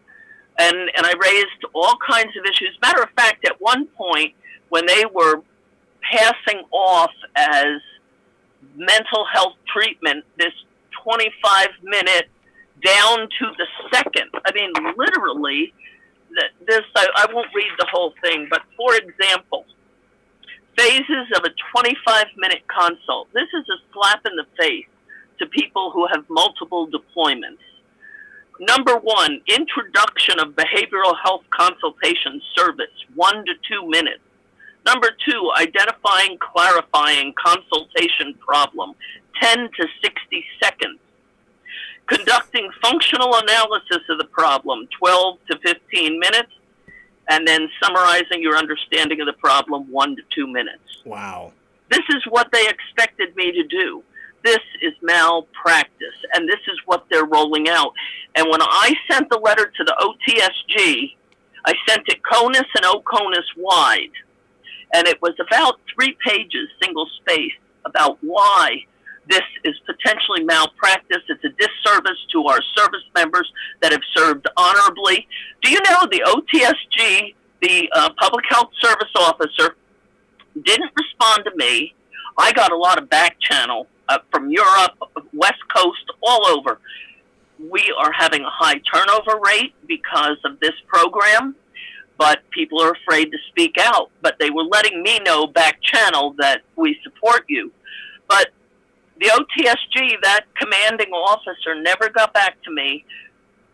So I started hearing from people saying, what do you think about the OTSG's response? I said, well, he deleted me from the response to you all, and he added the one fool bird against whom I had the complaint that went to Washington, D.C. And I ended up, I wrote back to him. I guess I'm just a bit bold, but I wrote back to him and just said, I don't expect that you would have responded to me en masse, but it's hardly a commanding officer to not even address the substantive issues that I raised with me personally. Absolutely. Now, Mark, So- if you go outside the chain of command, that seems like a quick way to get a date with a bar of soap in the end of a tube sock. Yeah, I mean, really, if you're a military yourself, then you have no options at all for anything except for your direct chain of command for pretty much any issue, or there's a court-martial situation. Now, if you're family members, and they usually have a ombudsman program set up at each base, that's supposed to be some sort of help, leeway in between family members and their base. And that's the only like official kind of things they usually have. I'm sure they have an ombudsman there, probably a few of them at Fort Hood. They do. Well, if you have your mom go make a complaint for you, though, I mean, that's probably a quick way to get ostracized. I mean, you're supposed to be building relationships while you're there. If you're the odd man out, I would imagine it's probably very uncomfortable. Listen, Mark, we've still got 3 people left and 10 minutes left, so I appreciate your call, buddy. Bye for now. All right, bye for now. Talk to you soon. Yep, bye. All right. Let's see. Going on to the next caller. Don't know the name. Caller, go ahead. Make sure your stream is muted. Okay. Good evening, Red Pill, and good evening, Dr. Kinsey. I love. Are you still there? Yes, Oh. I'm here. Okay. I'm sorry. What was your name? Okay. Secret Peace Wolf, Pink Mermaid over on Parlor there, Red Pill. Pink Mermaid. Oh, I remember you. Yes. What's on your mind tonight? Okay, I want to say hi to you and Dr. Kinsey. It has just been such a pleasure listening to you speak. I'm also in the mental health profession. I'm retired now. Thank you, ma'am. You're very welcome. My family is career military, and like Greg was saying in a caller previous about the screaming and yelling and toughing you up, and you've got to be a man and all this. That was so detrimental, and we got to see that firsthand because he passed that down to his 2 sons, and he insisted that his 2 sons join the military, no matter what. I mean, he signed them up. So my one cousin, the oldest one, served, and I'm going to put this in with what another issue that we're discussing. It's not just touchy-feely with the women in the military. That's exactly right, ma'am. Okay. Well, he had some issues with that. My uncle was such a proud man. My cousin didn't want to say anything to my uncle about that. But he did discuss it with his brother, which was also required to join the military. Well, when my cousin turned of age to join the military, the youngest one, he told my older cousin, he said, I can't do it. I know Dad will disown me, but I cannot do it, especially after hearing what you've had to encounter. Now, he wanted to purposely fail a psych eval and everything to not go into the military. So instead of doing that, and after what he had heard his brother talk about, and his brother not being able to get anybody to listen to him and really not knowing to go about how to tell anybody that a man was being inappropriate with him. You understand, Dr. Kinsey? Absolutely. It's okay. Very, a lot of people don't realize how commonplace, because some people who are predators feel that the preying on a male, as long as they are the doer rather than the receiver of the act, it says nothing about their sexuality. Oh, so they're still straight because they're not the ones receiving. Exactly. It's a funny thing how people will, set down lines so that their behavior fits just this side of what's acceptable in their mind. That's crazy. Right. Well, where my cousin couldn't go to anyone and talk to them about this, but he did talk about this to his brother. When it was time for my youngest cousin to go into the military, on his 18th birthday, my uncle presented him with a gun, and he, in front of his brother, shot his brains out. Oh, my God. Oh, goodness. rather than to go into the military, afraid that he would have to go through the same thing that his brother did. And I will say this because I'm anonymous right now, but he was also gay, and he wanted to go to university and be in theater, and that would be never accepted by my uncle. So that's what happens. Like I said, when I heard Greg talking about the corporal, almost like punishment of toughening you up, and then the touchy feeling of the women, I'm so sorry for that. But this happens with men too, and they don't have anywhere to go. Wow. I mean, even more than that, I mean, there's a stigma that would follow you if you were to say, you know, this happened to me. Yeah. Right, So yeah, exactly. there's a couple of different avenues that makes it almost even worse. Well, listen, Pink Mermaid, thank you very much for the call. We've got just 6 minutes left, so I want to get these last two callers, and I'm so sorry for your cousin, though.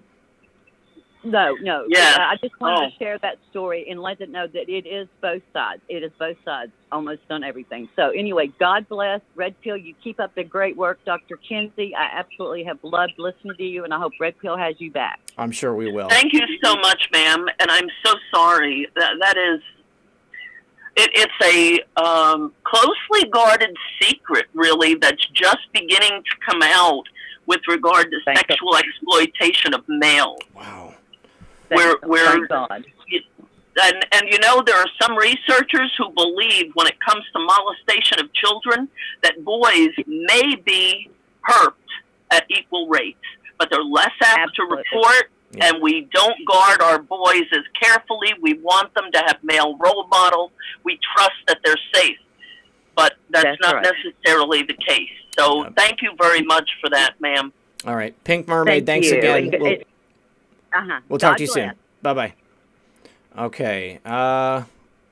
You guys, no more calls because we've got our last two callers on the line. We're going to go to this caller right here, and then we've got Floyd last on the show. Caller, you're on the air. Can we get a name for the audience? Yes, you could call me First Amendment Rights. First Amendment Rights. All right. Well, thank you for your call. What's on your mind tonight? Well, it's I unfortunately missed the first half hour of the show, so I have a question for what I have heard up until now of Dr. Kinsey. Something that I haven't heard discussed, and I think a caller earlier was trying to make the point of this is about this bizarre number of deaths that have happened at Fort Hood, and I'd like to know, Dr. Kinsey, if you're aware of any secret operations that would be making Fort Hood possibly the location of the MK Ultra activity. Not a bad question. You know, I personally have to tell you, Dr. Kinsey, I know it's real. I know it happens.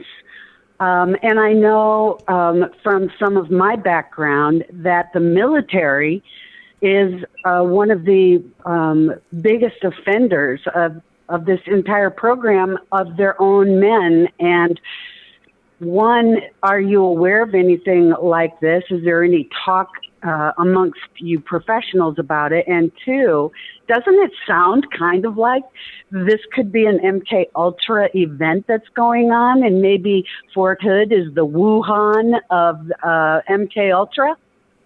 You know, I honestly don't know. I do believe that MK Ultra is real. I believe in, false flag ops. I mean, the Joint Chiefs authored the Northwoods docs. We can go back to the early 60s. So yeah, but I think my point, I'm sorry to interrupt, Dr. Kinsey. I'm sorry to interrupt, but I think that the biggest point is it's happening.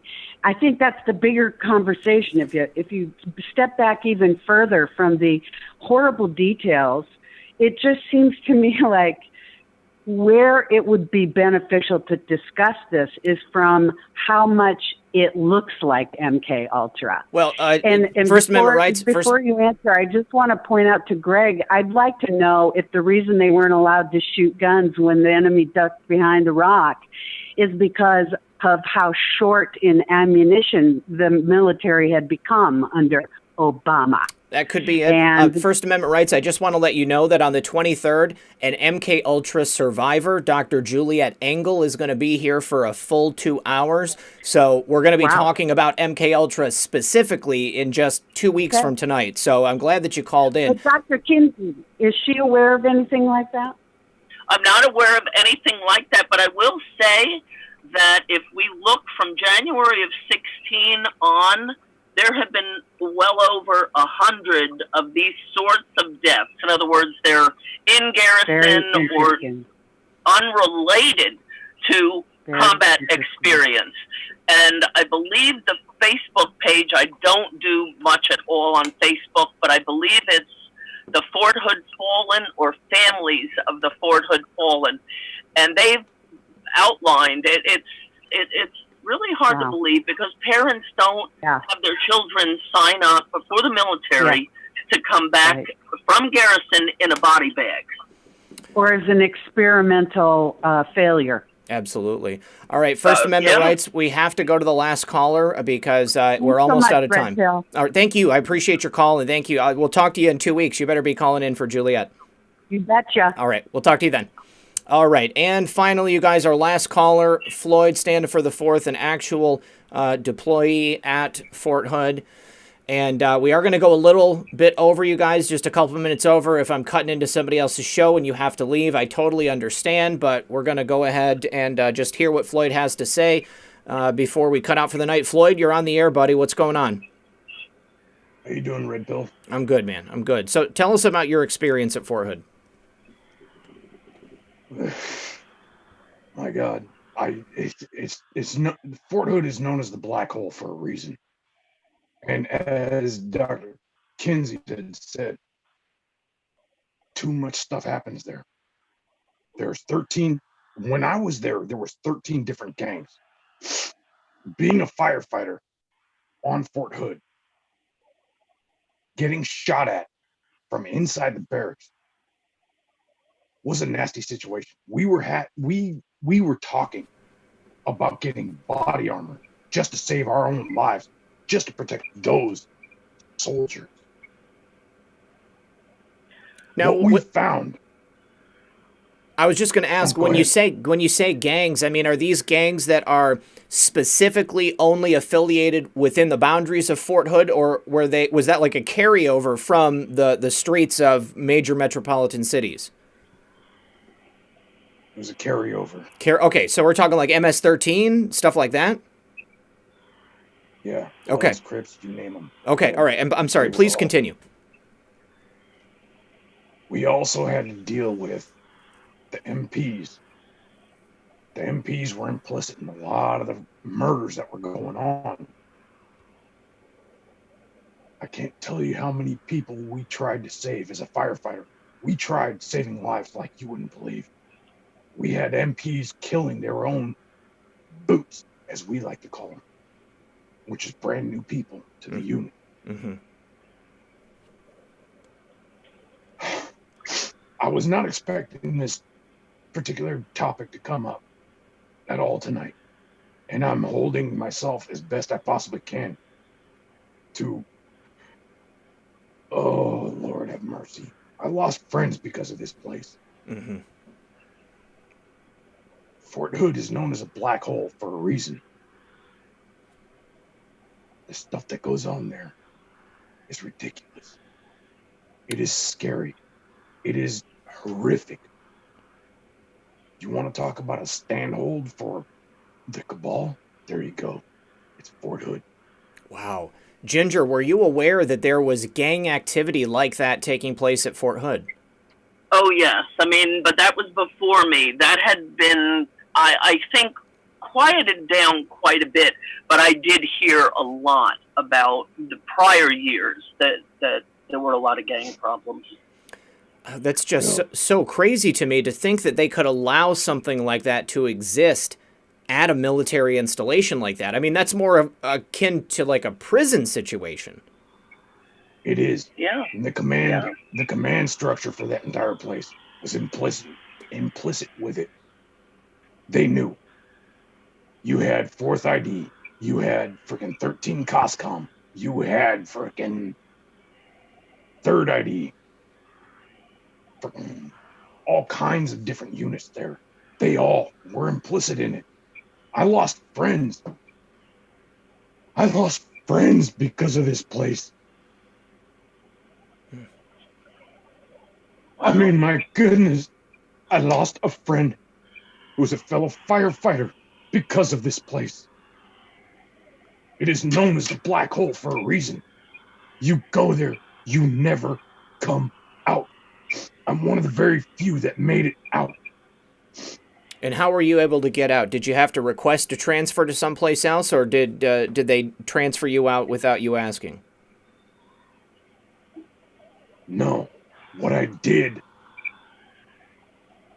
was what we call terminal leave, and I bounced as fast as possible. I went back to Hawaii. Hawaii sucks, don't get me wrong. Great place to visit, not to live. Mm-hmm. But I had to bounce hard because I knew, as soon as I heard it was called the black hole, I knew what was coming. Mm-hmm. When you go to Fort Hood, you had best expect never to come out of there. As long as you are strong-willed, you will come out of it. You will never have to go back. But the black hole is there for a reason. The cabal controls it. Wow. That's just crazy. I mean, I'm so sorry for what you had to endure there, Floyd. I appreciate your service, obviously, and your courage with calling in to tell us about it. Yeah. So, I mean, obviously, you know, you made it, and it's a terrible thing that you lost people there. You know, but the important thing is that you are here, and you're able to tell people about it and to help educate people, and hopefully things have changed there. You know, I mean, obviously it doesn't look like they've changed, you know, all that much. You've still got people dying, but I'm just shocked to hear that you've got, you know, commanding officers shooting recruits. You know, that just blows my mind. Yeah, it hasn't gotten better for that place. It's actually gotten worse. Now, I was there from December 4th of 01 to December 3rd of 05. I met that Muslim major that did the shooting. Mm-hmm. I met him. I actually talked with him numerous times. He was always a great person. Yeah. You didn't see anything wrong with him? No. But he got pushed by the command structure. And it caused him to do that. He was a great person. Mm-hmm. Gotta ask yourself now, what on earth happened to cause a man to go that way? Absolutely. What happened there? Sad part is, I know what happened. Well, what was it? Tell us. Cabal. It was the cabal. You stepped out of line. And I did the exact same thing. I stepped out of line. My military career should show on my leave and earnings statement, or LES as we know it, as 22 years. Do you know what my LES shows right now? It shows 9 years of service. So how did they wipe all that out? They just did it. They just did it. Yeah. Wow, that's crazy. Yeah, I've heard of things like that. So Floyd, that's going to affect you when it's time to like receive your pension and stuff like that, right? Yes, it will. Case in point, the reason why I decided to stay in until 2034. Okay, so you can get your full benefits. I don't care about my full benefits. Well, I mean, I guess I don't know what to call it. I mean, because I'm not. I mean, no, it has nothing to do with that, though. You're saying? No, that's the thing. I don't care about the benefits that I get, that I'm earning. What I care about is serving people like you, like Dr. Kinsey, like everybody there in the chat. That's who I care about. Yeah. Maybe one day my record will get squared away. I don't care. If it does, excellent. If it doesn't, who cares? I don't. What matters most is guys like you God, and even real red pill girlfriend said it. And I told her straight out. You can go through the chat and look. She better keep a hold of you. She better marry you, because you are one heck of a man. Oh, brother. You're very kind. I appreciate that, dude. Appreciate it. All right. Well, Floyd. But I'll be honest with you. Yeah. Let me give this last little thing. Okay, go ahead. Fort Hood. If anybody in the chat wants to join the military, you had best be ready for hell on earth when you go to Fort Hood. You're going to fight a spiritual battle like you've never, ever thought before. I did it. I won. I came out of it. If you need me, I am here. Okay. All right, brother. I made it. I appreciate you, man. Thank you again for what you're doing for this country and everybody here. I really appreciate it, and I can't tell you enough. Tell everybody one more time where they can find you, just in case somebody's here for the first time. All right, for those who are here for the first time, I have a channel. It's called Due Diligence. You can see me. You can see everything there in the chat. All right. My best part is Red Pill 78 gave me the opportunity, and now I have 418 at checking about 2.5 hours ago. 418 subscribers. I do the exact same thing. I give a slightly different version of it, but it's always truth. I love every single person on this planet. So I do everything I can to help get the message out. But my biggest thanks is to Red Pill 78. Well, thank you, brother. I appreciate you, and I'm glad that I was able to help you at all. All right, brother. All right, thanks again for your service, Floyd. Thank you for your service. All right, we'll talk to you soon, man. You're very welcome. You got it. Thanks, bro. Have a wonderful evening. You do. Love you all. Love you too, man. Have a good one. All right, awesome. Wow, powerful call. Well, Ginger, I appreciate you sticking with us through the overdrive, and I appreciate everybody in the chat who stuck around as well. Ginger, I want to give you the last word. What do you want to leave the audience with? Gee, Zach, I hadn't even thought about that. I appreciate the opportunity that you provided for me to get this story out.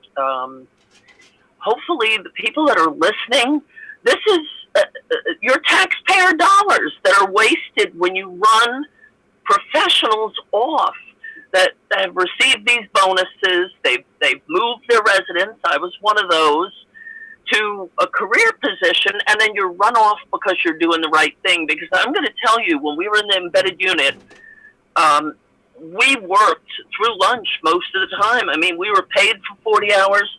We worked 45, sometimes 50 hours to provide services to the soldiers. When they're hiring the go along to get along type, they're not putting that kind of work in. And that's just, it's unfair to the people who signed on the dotted line. It's unfair to the American taxpayer who's getting ripped off when federal employees that are doing their job are run off. Mm-hmm. Absolutely. Just think about how small our budget and our deficit could be if we had our government run in the same way that President Trump runs his corporations. It would be a completely different scenario. I think we're going there. Hopefully, President Trump will be elected for a second term on November 3rd. It's going to be up to each and every one of you guys in the chat. Please make sure you're registered to vote. Make sure that you do vote in person. And we got to do everything we can to get President Trump in there. Ginger, thank you for your service. Thank you for being here tonight. Thank you for sharing your story with the audience. Thanks to everybody who stuck around. I appreciate you guys. Don't forget to be here tomorrow at 7 p.m. for another episode of Comfy Sunday, where Methods and I are going to be speaking with Dave from X22 Report. Good luck, everyone, and God bless. God bless.